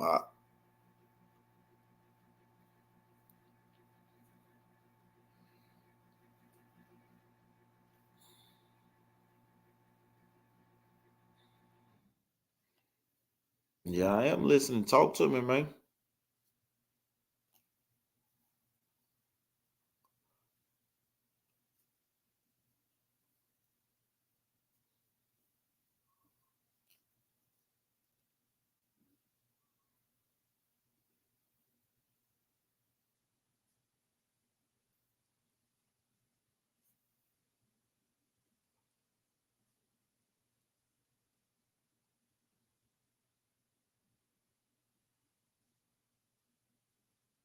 I'm still trying to get my that question answered. Is Christ and the Most High the same? Like you say, just make it plain. Make that thing plain. It says, according to how he broke it down in the scriptures, it made sense. Okay, like you say, as many plain scriptures, and I'm knowing I went through all of them. I'm already knowing he did. You know, like you say, shoot, the scriptures say. Remember, it's simplistic. We keep it as that, man. Let's go to the book of 2 Corinthians chapter 11. It's simplicity in Christ. This is the book of 2 Corinthians chapter 11 and verse 3. And it reads, but I fear lest by any means, as the serpent beguiled Eve through his subtlety, so your mind should be corrupted from the simplicity that is in Christ. You know, that's the thing. Hey, it's simple. I'm gonna tell you, man, simplicity in Christ. Even when you read 1 Corinthians chapter 11, that's the obvious. God, Christ, man, woman. It says, but I want you to check it out and let me know. You talking about what? That video with Geno Jennings? You can send that video over. But I'm gonna tell you, you really don't even have to look no further than that. You know that the brother is not keeping the laws. Why would you even listen to anything that the brother have to say? You know, now he talking about Geno. I already know what he talking about. If the brother is not even keeping the commandments, that should automatically be a non-starter. Non-starter. I'm just telling you plainly. Plain. You see a brother that's, guess what? He only teach certain part of the laws that he feel like he can do, and not the ones that we know everybody can teach. That's obvious. A soldier done in Shalom, 2 Thessalonians 3 and 14. And if any man obey not our word by this epistle, note that man and have no company with him, that he may be ashamed, yet count him not as an enemy, but admonish him as a brother. And that's a great precept that I'm gonna tell you, we love Brother Geno Jennings. But the thing is, that brother is not teaching our people that we Israelites, and he's not teaching our people that we must keep the commandments. You know, they have a form of godliness, but not according to the law. You know. Yeah, well, you know, we already brought that thing out, Brother Donovan. You already know. Ezekiel, y'all put that thing in there early. And like I told him, man, that's the spirit, because I almost named my class that. But continue thou in the things which thou hast learned and has been assured of, knowing of whom thou hast learned them. You know. But I would tell you that's a non-starter. You know, that should be a non-starter. Let's go to the book of Romans. A lot of people have a form of godliness, man, but it's not according to knowledge. It's not, man. This is the book of Romans, chapter 10 and verse 1, and it reads, brethren, my heart's desire and prayer to God for Israel is that they might be saved. For I bear them record that they have a zeal of God. Geno, he got a zeal of God. It says, for I bear them record that they have a zeal of God, but not according to knowledge. What is that knowledge? Keeping the commandments. It says, for they being ignorant of God's righteousness and going about to establish their own righteousness, have not submitted themselves unto the righteousness of God. And that's what he's not doing. He ain't submitting himself to the law, statutes, and commandments. He's not. You know, he's not doing that. You know, so the scriptures tell you plainly, Daniel 7:13, that the angels brought Christ to the Most High. Even in the precept that we read yesterday, the Most High, even in Revelations, what we said, coming from the throne of God and the Lamb. I'm talking about just a precept upon precept, man. Let's get that one again. It's just too many precepts to have a brother not understand that. This is the book of Revelation, chapter 21 and verse 1, and it reads, and he showed me a pure river of water of life, clear as crystal, proceeding out of the throne of God and of the Lamb. That's plain. So meaning that understanding coming from the Most High giving it to Christ, Christ giving it to the 12 tribes of Israel. Yeah, you can send it, but I'm already knowing. When I look down at this brother, still got that bald ass head and no beard on his face, no fringes on that damn suit. Yeah, I'm scroll up because I'm assured of these things, man. It's like I'm gonna tell you, it's like a spiritual detective. I'm looking for certain things, looking for see if he's guess what, letting his light shine. You know, he ain't letting that light shine, which is what Proverbs 6:23, which is the law, statutes, and commandments. It's really nothing to talk about. I'm gonna be honest. I'm like, damn, what the hell can he teach me? And this brother ain't doing a damn thing. You know, that makes absolutely no sense. I'm talking about none. You know, you saying you know art, but you're still talking about sending that video. You know what I'm saying? So you already know how we roll. We're like, what art? What is this? I'm talking about throwing that thing down, because we're sure of these things, man. It's nothing that a brother can come to, especially that's not keeping the commandments. You know, so you know, Ehud put John chapter 12, verse 49 and 50 up in that thing, man. Hey, yeah, you know who will, I ain't gonna lie, shit. You know, brothers do a whole Sabbath class on that thing. Line is it? Had a video playing. He lying on that because I ain't gonna lie. That one video, I have to learn to start pulling up these things too. That one video where he pulled up that Romans chapter 3 and verse 1. Oh my God, man. I'm talking about that brother straight butchered that thing. He read that top part. I'm talking about immediate when it shows a separation on how the Most High God gave the Israelites the advantage. That nigga jumped all the way down to verse 9. Where they do that at? You know, where do they do that at, man? I mean, come on, man. That should be obviously right there. Why he didn't read the whole thing like they tell us out there when we hold in camp? You got to read the whole thing. Well, Geno Jennings didn't tell you to read the whole thing. He didn't even read the whole thing. Yeah, you know, I done told me, man. You know, I kind of ran that thing down, boy. I was out and about with the family. I'm like, what the hell? What the hell? I ain't gonna lie. Shit, we already know. Spirit be letting you know, man. And like you say, when brother's not on a good foundation, man, it's carried about with every wind of doctrine, man. This is the book of John, chapter 12 and verse 49. And it reads, for I have not spoken of myself, but the Father which sent me. He gave me a commandment, what I should say and what I should speak. And I know that his commandment is life everlasting. Whatsoever I speak, therefore, even as the Father said unto me, so I speak. I mean, it's just plain. Plain scriptures, man.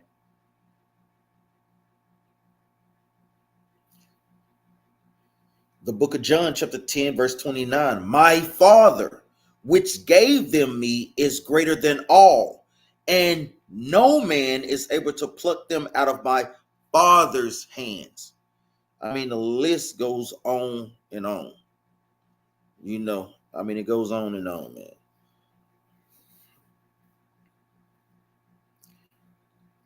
Yeah, you know he butchered it out, but your ass still watching him. Why would you still watch him if you know he butchered the hell out of that thing out? It says, I just want you to check it out. I'm going to send the video. He butchered Revelation chapter 7 going into the multitude Israel. I ain't gonna even lie, we expect Revelation chapter 7. You know, we even give him that. But Romans chapter 3, we finna read Romans chapter 3. We gonna read the whole thing. I ain't gonna even lie. Like, bro, how can you even butcher that? Well, you butcher it by not reading it. This is the book of Romans, chapter 3 and verse 1, and it reads, what advantage then had the Jew? Or what profit is there of circumcision? Verse 2, much every way, chiefly because that unto them were committed the oracles of God. So it's basically saying, what advantage is it of being an Israelite? It literally said much every way. So he read verse 1 and then jumped down to verse 9. Wicked. I'm talking about wicked as hell. Jumped all the way down to verse 9. What then? Are we better than they? No, in no wise. For we have before proved both Jews and Gentiles that they are all under sin. I'm talking about wicked. You would have just got the understanding if you just kept reading on down. All you have to do is just literally just read it, man. I mean, plenty of precepts, man. They say some teachers of the law of Moses said to themselves, Jesus must think he is God, but Jesus knew that he was in their minds. And he said, why are you thinking such evil things? Matthew 9. And I mean, it's just plenty of precepts that brothers can go through, man. Simple, basic precepts, man. But we literally see him butcher those things. The book of Romans, chapter 3, verse 1. What advantage then had the Jew? Or what profit is there of circumcision? Much every way, meaning the Israelites have an advantage over the other nations in every way. This is literally what? Deuteronomy chapter 7 and verse 6. This is also Psalms 147 and verse 19. Chiefly, much every way, chiefly, because that unto them were committed the oracles of God. For what if some did not believe? Meaning, what if some people don't believe that the Israelites are above every nation? So what's the topic? Chat, what happened? Well, I don't know. You probably have to go back out and see. But the topic is double-minded, tossed to and fro, Q&A. It says, what if some did not believe? Shall their unbelief make the faith of God without effect? Meaning, because they don't believe what the scriptures say, does that stop the scriptures from being fulfilled? No. That's what that means. God forbid. No.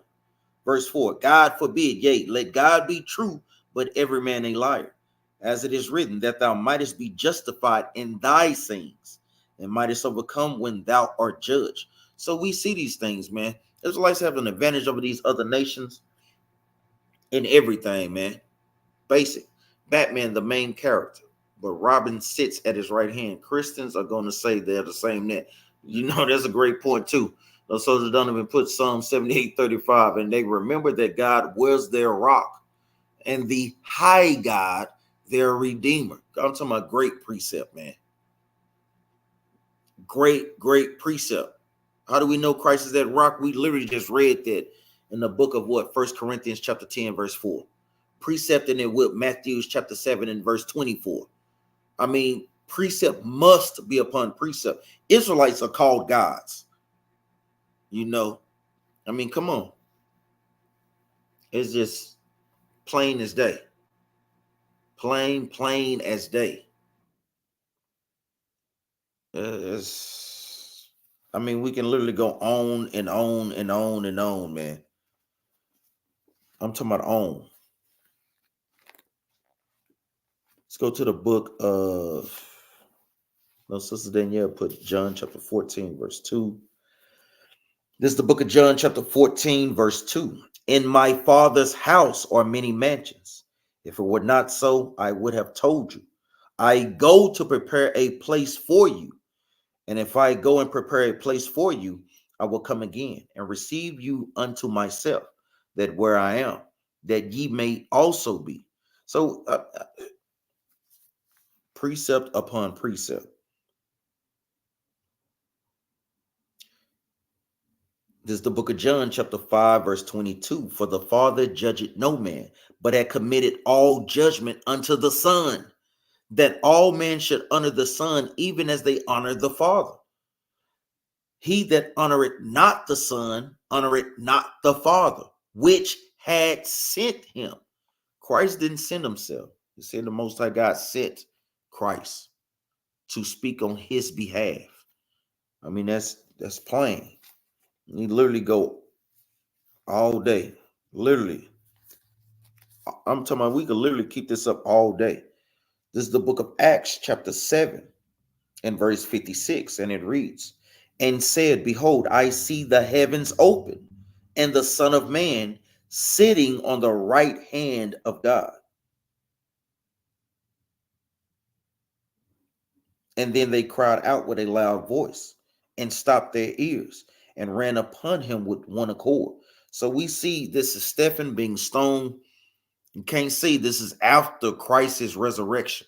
So you can't use that notion what Christians do. Well, that he was just in his earthly ministry before he died. No. See, the Most High God is, hey, they playing checkers. Guess what? The Most High God is playing chess.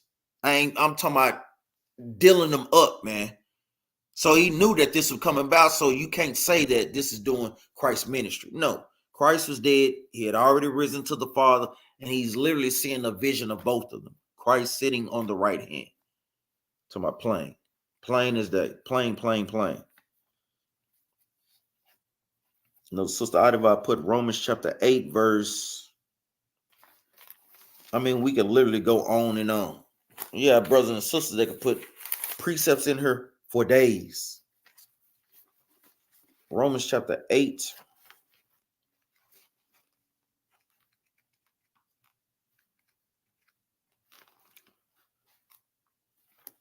As I'm knowing is the same precepts that Captain Jerubal brought.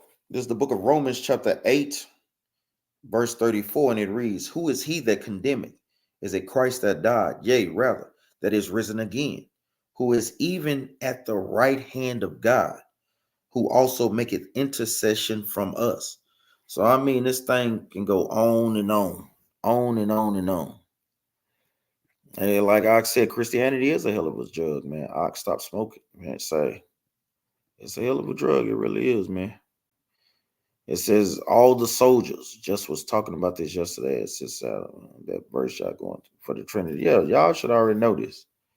You know, that pastor like the rest are nothing but snakes. That's right. And you say you got a form of godliness, but not according to knowledge. You know, so, you know, that's, but denying the power thereof, man. You know. Oh, man. It was at 2 Timothy 3 and 5. From such turn away. It's the book of 2 Timothy chapter 3 and verse 5. The book of 2 Timothy chapter 3 verse 5, and it reads,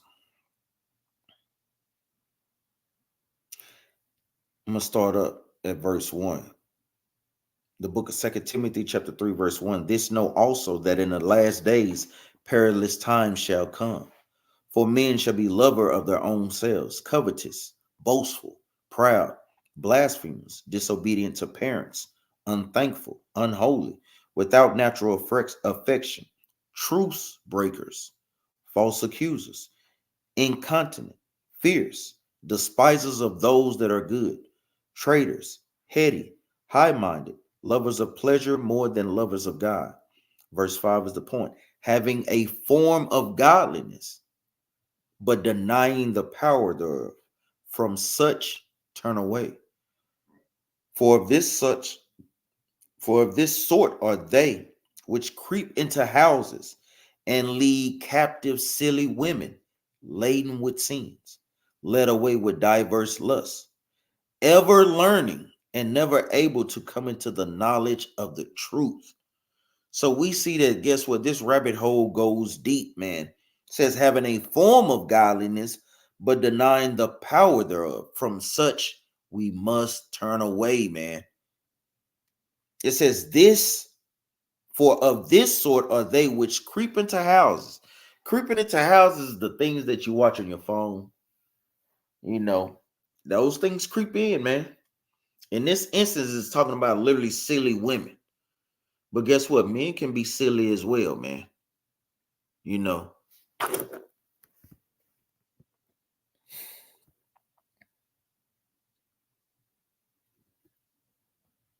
Yeah, that's right. That's what I just put up in there. Y'all ever notice how the Trinitarians love to say triune God, like they flexing on? Yeah, they do. They think they deep, and we just be laughing. They be deep dummies. So having an understanding dark and being alienated from the life of God through the ignorance that is in them because of the blindness of their hearts. Ephesians 4 and 14, starting at verse 18, starting at verse 14. That thing, I ain't gonna lie, that thing is heavy, heavy, heavy. Very heavy, brothers and sisters, man. For brothers and sisters to be able to stay on the straight and narrow. Stay on the straight path, man. Let's go to the book of 2nd Ezra.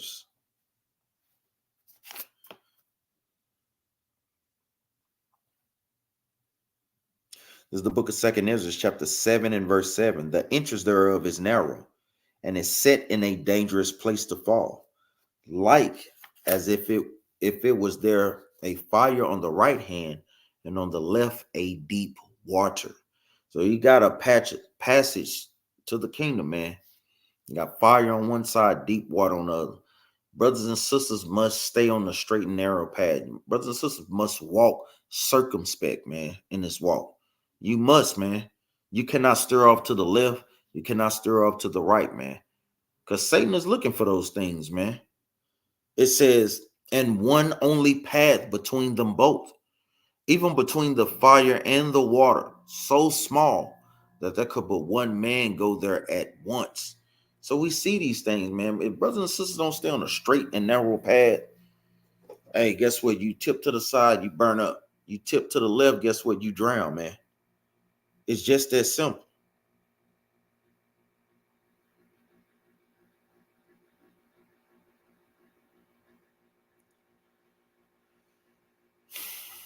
Let's go to that Ephesians 5 and 15, man.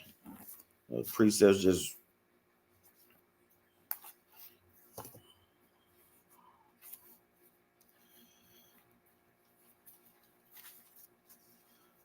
rolling on. Like I said, you got any other questions, put them in the chat, man.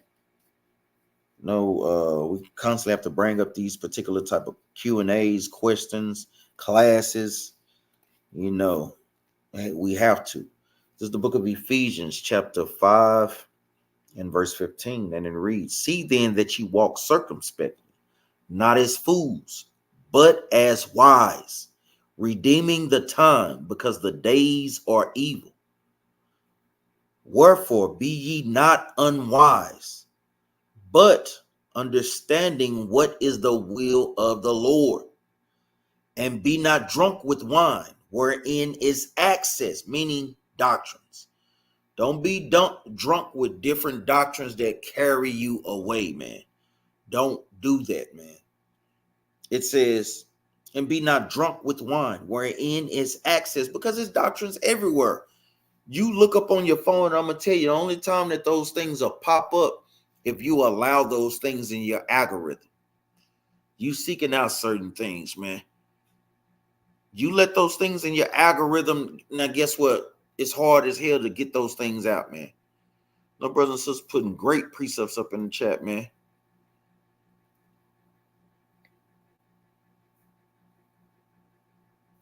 Neither is there any rock like our God. Great precept. 1 Samuel 2 and 2. Sister Idaho put 1 Peter 3 and 22.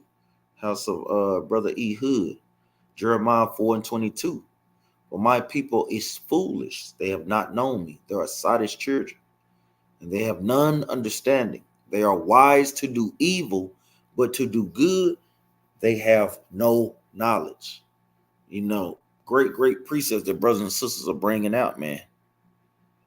Ephesians 4:18. Great precepts. Verse 18, and be not drunk with wine, wherein is excess, but be filled with the spirits. It's telling you plainly, man. Don't be drunk with wine, whereas it's access. Like we said, because you use your phone, Esau know these things, man. Yeah, these things constantly going in and out your algorithm. But a lot of times only if you click on those things and entertain those things, man. Stop entertaining these dumb doctrines, man. Stop it, man. Especially if brothers and sisters are not strong enough to see the angle that they coming in, or be able to perceive the spirit that's behind those things. 1 Corinthians 15:34, wake to righteousness and sin not, for some have not the knowledge of God. I speak this to your shame. We see these things, 1 Corinthians 15:34. Let's go to 1 Corinthians chapter.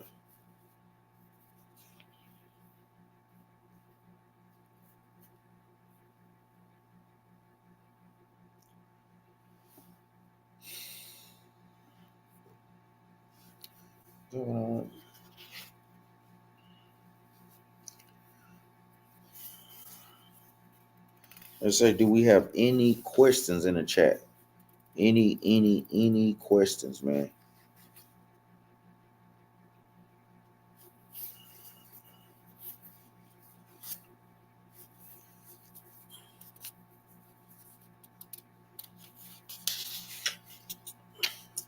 Any questions in the chat?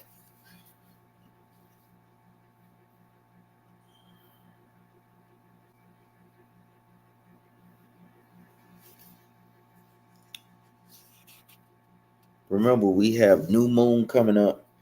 We have memorial blowing the trumpets coming up in the 7th month. We have the Day of Atonement coming up, where brothers and sisters are commanded to fast. Then we have the Feast of Tabernacles coming up.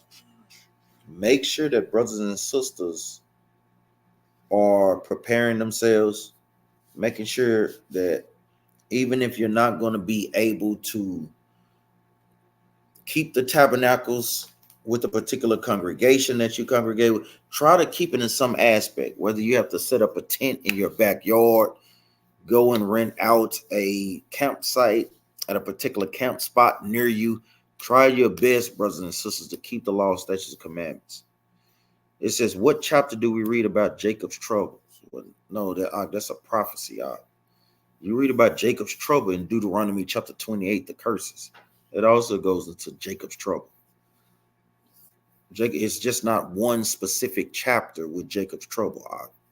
Jacob's trouble is throughout all the scriptures. Because even in the book of Revelation, it talks about us having tribulation for a certain amount of time. So it's not just a specific chapter. It's a lot of chapters out.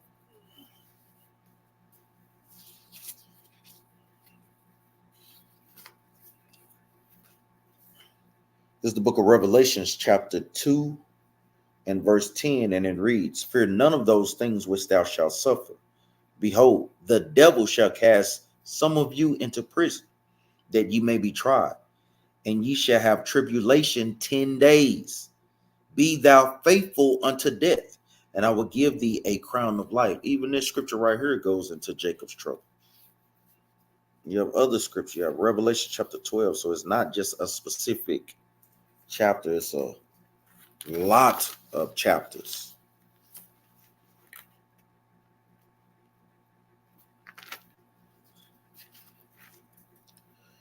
This is the book of Revelations, chapter 12 and verse.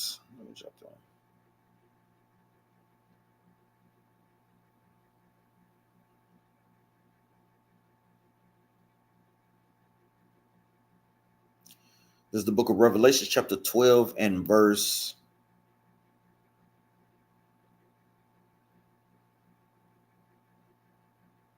I'll start at verse 11. The book of Revelation, chapter 12, verse 11. They overcame him by the blood of the Lamb and by the word of their testimony, and they loved not their lives unto death.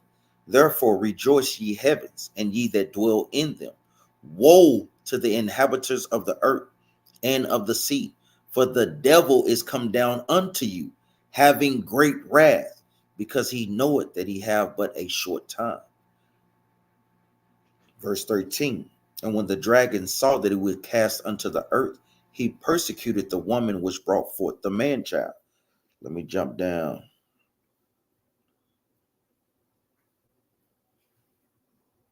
Verse 17. This is the point out. And the dragon was wroth with the woman, meaning Esau was mad with the Israelites. The dragon is making reference to Esau. The woman is making reference to Israel, and went to make war with the remnant of her seed, which keep the commandments of God and have the testimony of Yahushua. So this goes into Jacob's trouble. So it's a multitude of scriptures that go into Jacob's trouble.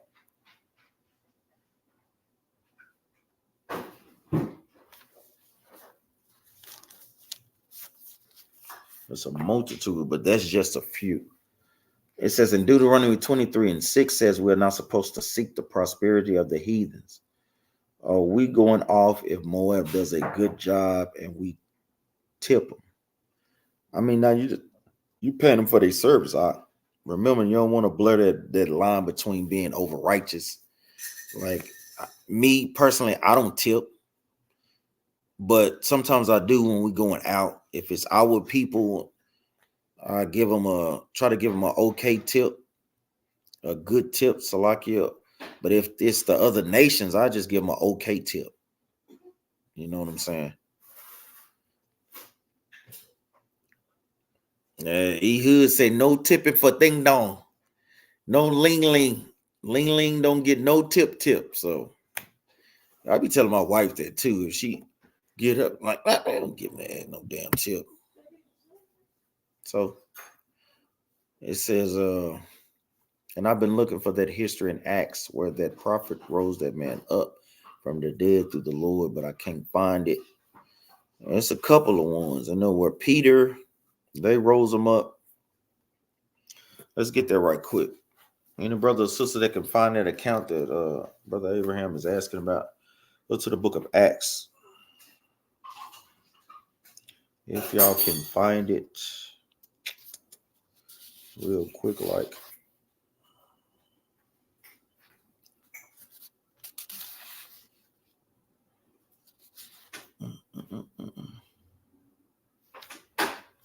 If y'all can find it. It says, I said, help not a heathen for they scheming. It's damn Ehud, man. For help not a heathen. The one I'm thinking about is somebody find it, man.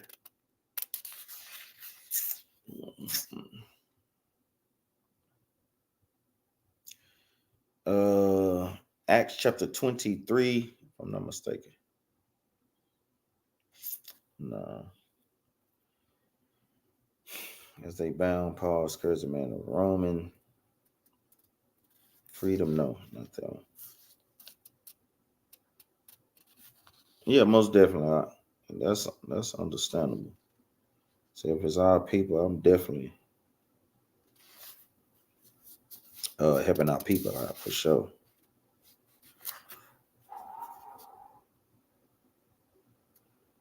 Mm-mm-mm.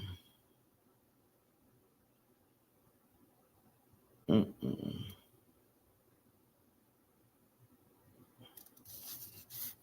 It's an accent.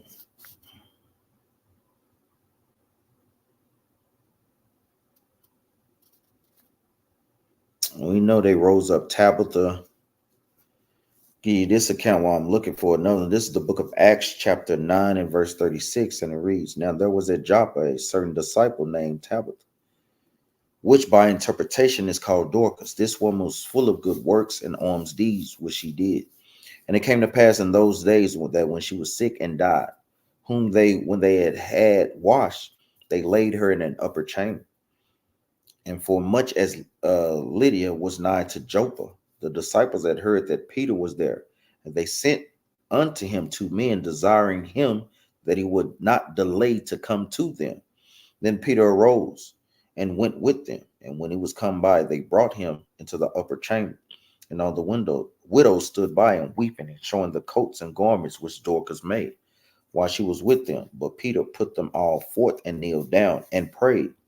And turning him to the body, said, Tabitha, arise. And when she opened her eyes, and when she saw Peter, she sat up. So we have that account where Peter rose up Tabitha from the dead. Now jump over to Acts chapter 3 in verse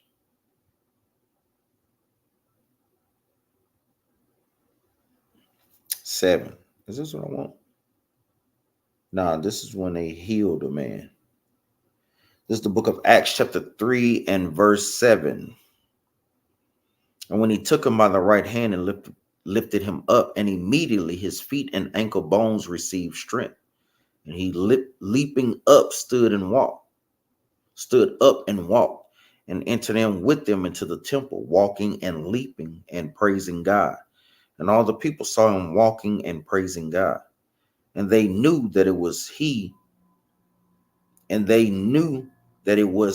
which sat for alms at the beautiful gate of the temple. And they were filled with wonder and amazement at that which happened unto him. So we see this account to where Peter and John was there and they healed a man that could not walk. But we read in the book of Acts chapter 9 where they literally brought Moses from the dead.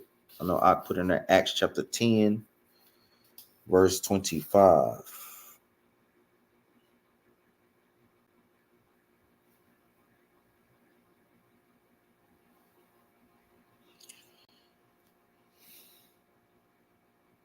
We know Acts chapter 10 is going into Cornelius 48.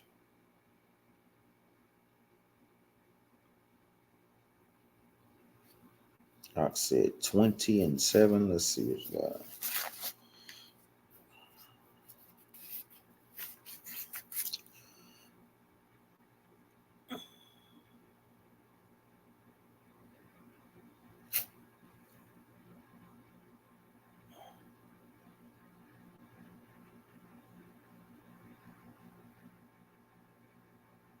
Yes, thanks, Brother Moses. This is the book of Acts chapter 20 and verse 8. And it reads, and there were many lights in the upper chambers where they were gathered together. And there sat in a window a certain young man named Eutychus, Etichus, Salakia, being fallen into a deep sleep. And as Paul was long preaching, he sunk down with sleep and fell down from the third loft and was taken up dead. And Paul went down and fell on him and embraced him, saying, trouble not yourselves, for his life is in him. When he therefore was come up again, he had broken bread and eaten, and talked a long while, even till the break of day. So he departed. And they brought the young man alive, and were not a little comforted. So this brother didn't actually die. Like he just hurt himself real bad. As they was bringing out the word, he fell asleep and basically fell off a particular place. But the one that I would give is that Acts chapter 9 with Dorcas. Like we said, they did many acts. Even like Christ, he did so many acts. It could not contain all. The Bible couldn't contain all the acts that he did. So,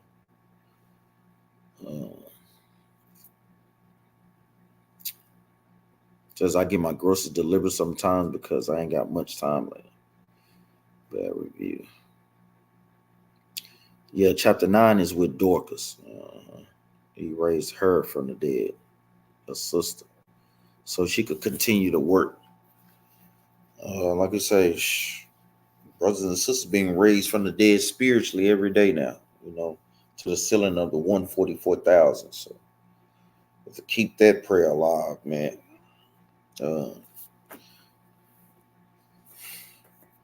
Any other questions, brothers and sisters? Any other questions? Any other questions? Remember, man. Remember, brothers and sisters, man, it's pivotal that you stay tuned in to this truth. Like you say, not taking even a day off. It's no days off. How you gonna take even time off from learning your nationality, learning your heritage? This is something that brothers and sisters must do every day. We literally have to live uh, being an Israelite. You know, this is a lifestyle. This is a way of life, brothers and sisters. So it's no days that you take off. The day that you take off, that's when Satan got you. The day when you not are praying diligently, applying diligently, not reading diligently, takes your mind away, man. Catch yourself skimming on the phone too damn much, uh, on TikTok too much, you know. Number of things. This last one up when Christ said we're gonna do greater works. Is he being humble? Well, yeah, these last days, because remember, should we have a harder time now? Because our people totally have been destroyed. So us waking our people up, teaching them who they are, this is a lot of work. So it's both, because we're not physically raising people up from the dead, but our people are spiritually dead out here. Remember those acts that Christ did, they can't be contained. So, but we are doing great works. We doing great works. Like Ox said, this is our worst captivity, man. I'm talking about 100% destroyed, man. You tell a brother that you God's chosen people, they want to fight you, man. They want to fight you, literally. Brother, I'm telling you the best thing on the planet. Telling you, sister, you a princess, brother. I'm telling you, you a king. And F you, brother. F you, nigga. Like, brother, what kind of madness is that? That's the state of I'm talking about of a decayed, a state of people, man. And that's constantly what we're trying to do here, man. Trying to lift our people out this decayed estate. Our people is really destroyed, man. This is the book of First Maccabees, chapter 3, verse 43, and it says, and they they said one to another, let us restore the decayed estate of our people, and let us fight for our people and the sanctuary. So we out there fighting for our people, but our people out there fighting against us. Wicked as hell. I put it up in there, Proverbs 21:16, the congregation of the dead. That's literally what we are dealing with here, man, dealing with our people are. So we are doing great works. We would know we're put on the level of Christ, though. So yeah, it was going into both. You say right, and the sisters want to save Esau bad. That's right, sis. They do, man. I ain't gonna even lie to you. Yeah, the sisters want to save him, but shoot, brothers want to save him too. You get out there where you see the hardest looking brother out there, and as soon as we start going at Esau, wait a minute, man. Now hold up. You mean to tell me that God is not gonna let? Yes, we literally telling you that from the scriptures, man. Plain as day, and they don't want to believe it. So, that's always the first question that they ask. But what about Esau? So I let you know our people are totally destroyed, man. Do we have any other questions before we get up out of here? Any other questions?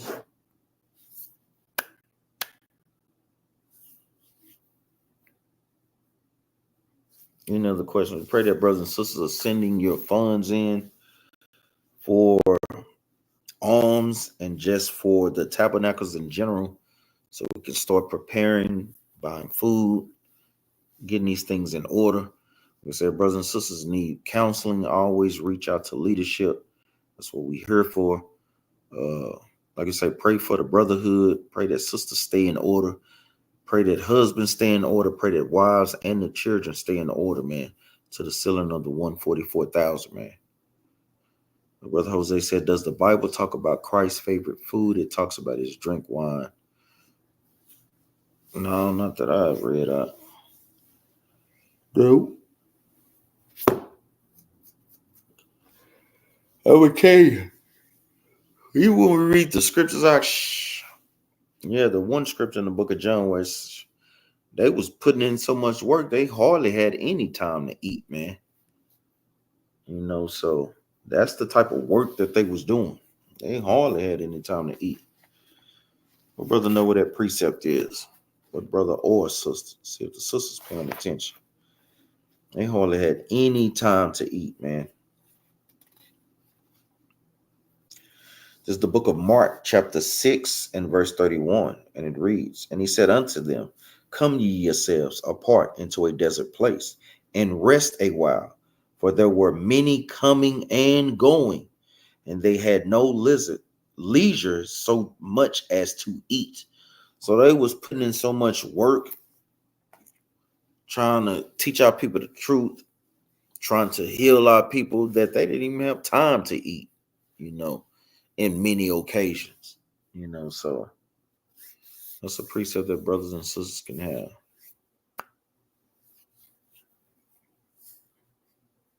Any other questions before we get out of here? Shalom, Michael Marshall. How you doing? Shalom. Glad to see you in there. Mark 6 and 1.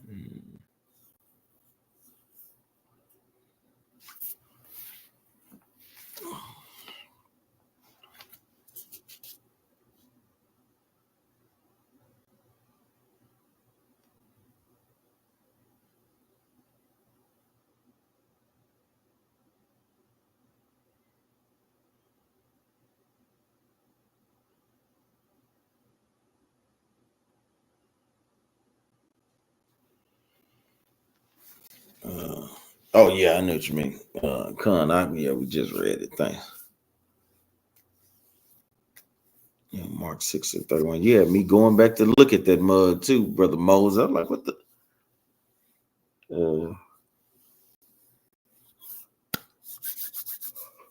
Yeah, we got y'all.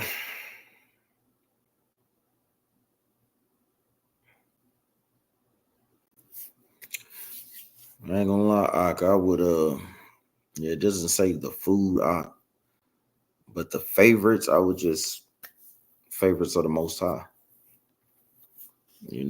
Favorites of the Most High. No, Soji Hood put Matthew chapter 6, verse 25. I would just make reference to whatever the Most High God's favorites is. That's what Christ is rocking with.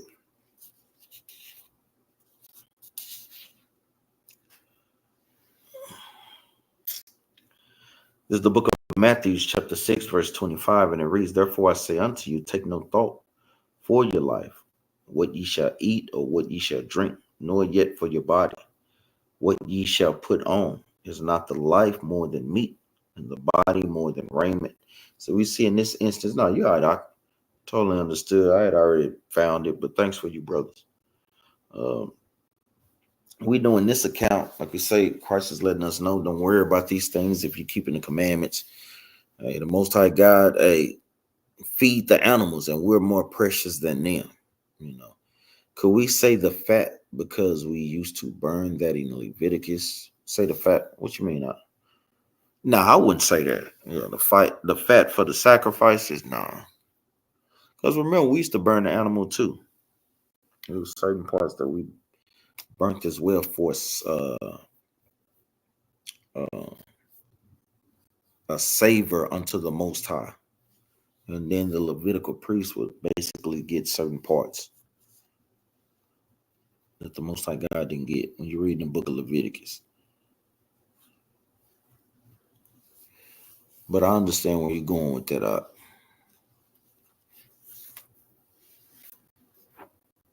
As a good savor unto the Most High. That smell.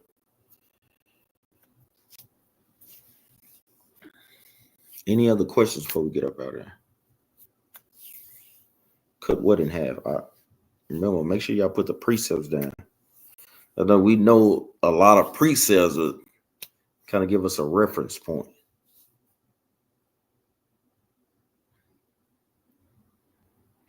Because the account when you say that, what I think about is Melchizedek gave him a tenth of all the tithes.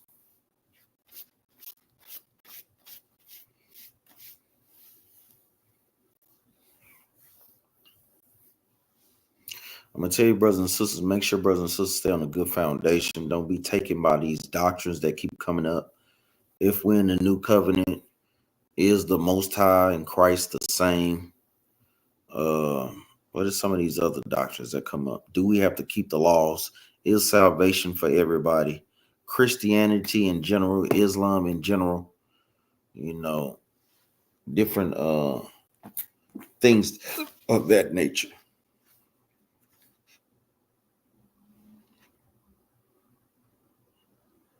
To Genesis 5:15 and verse. No.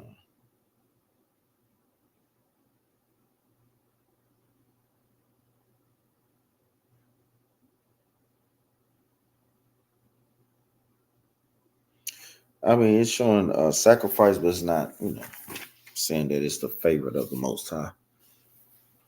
10.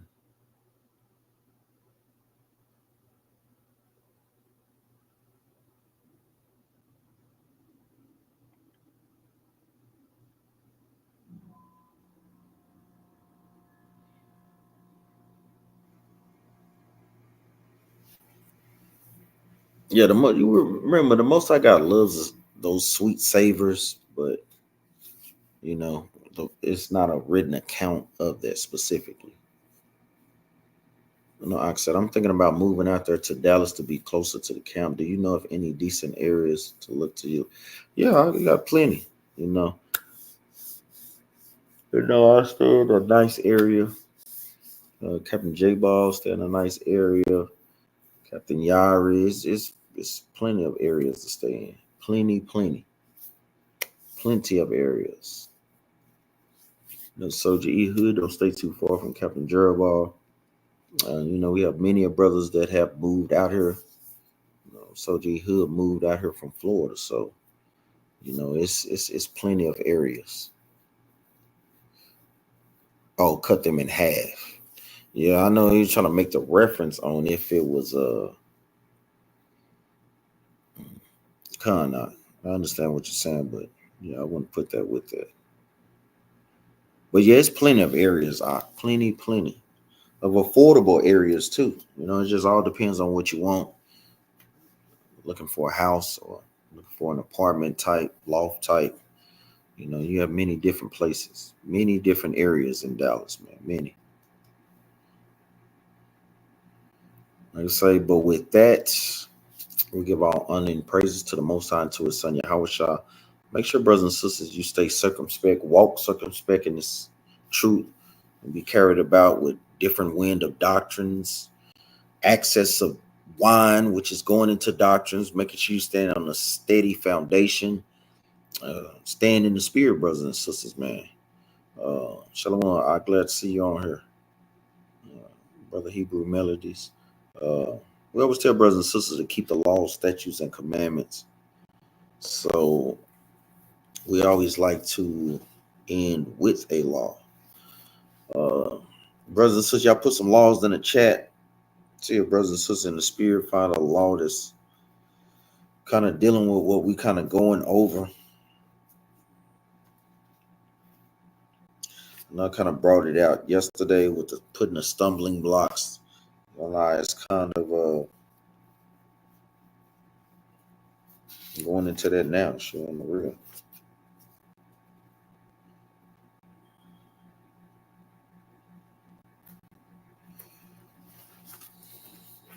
This is,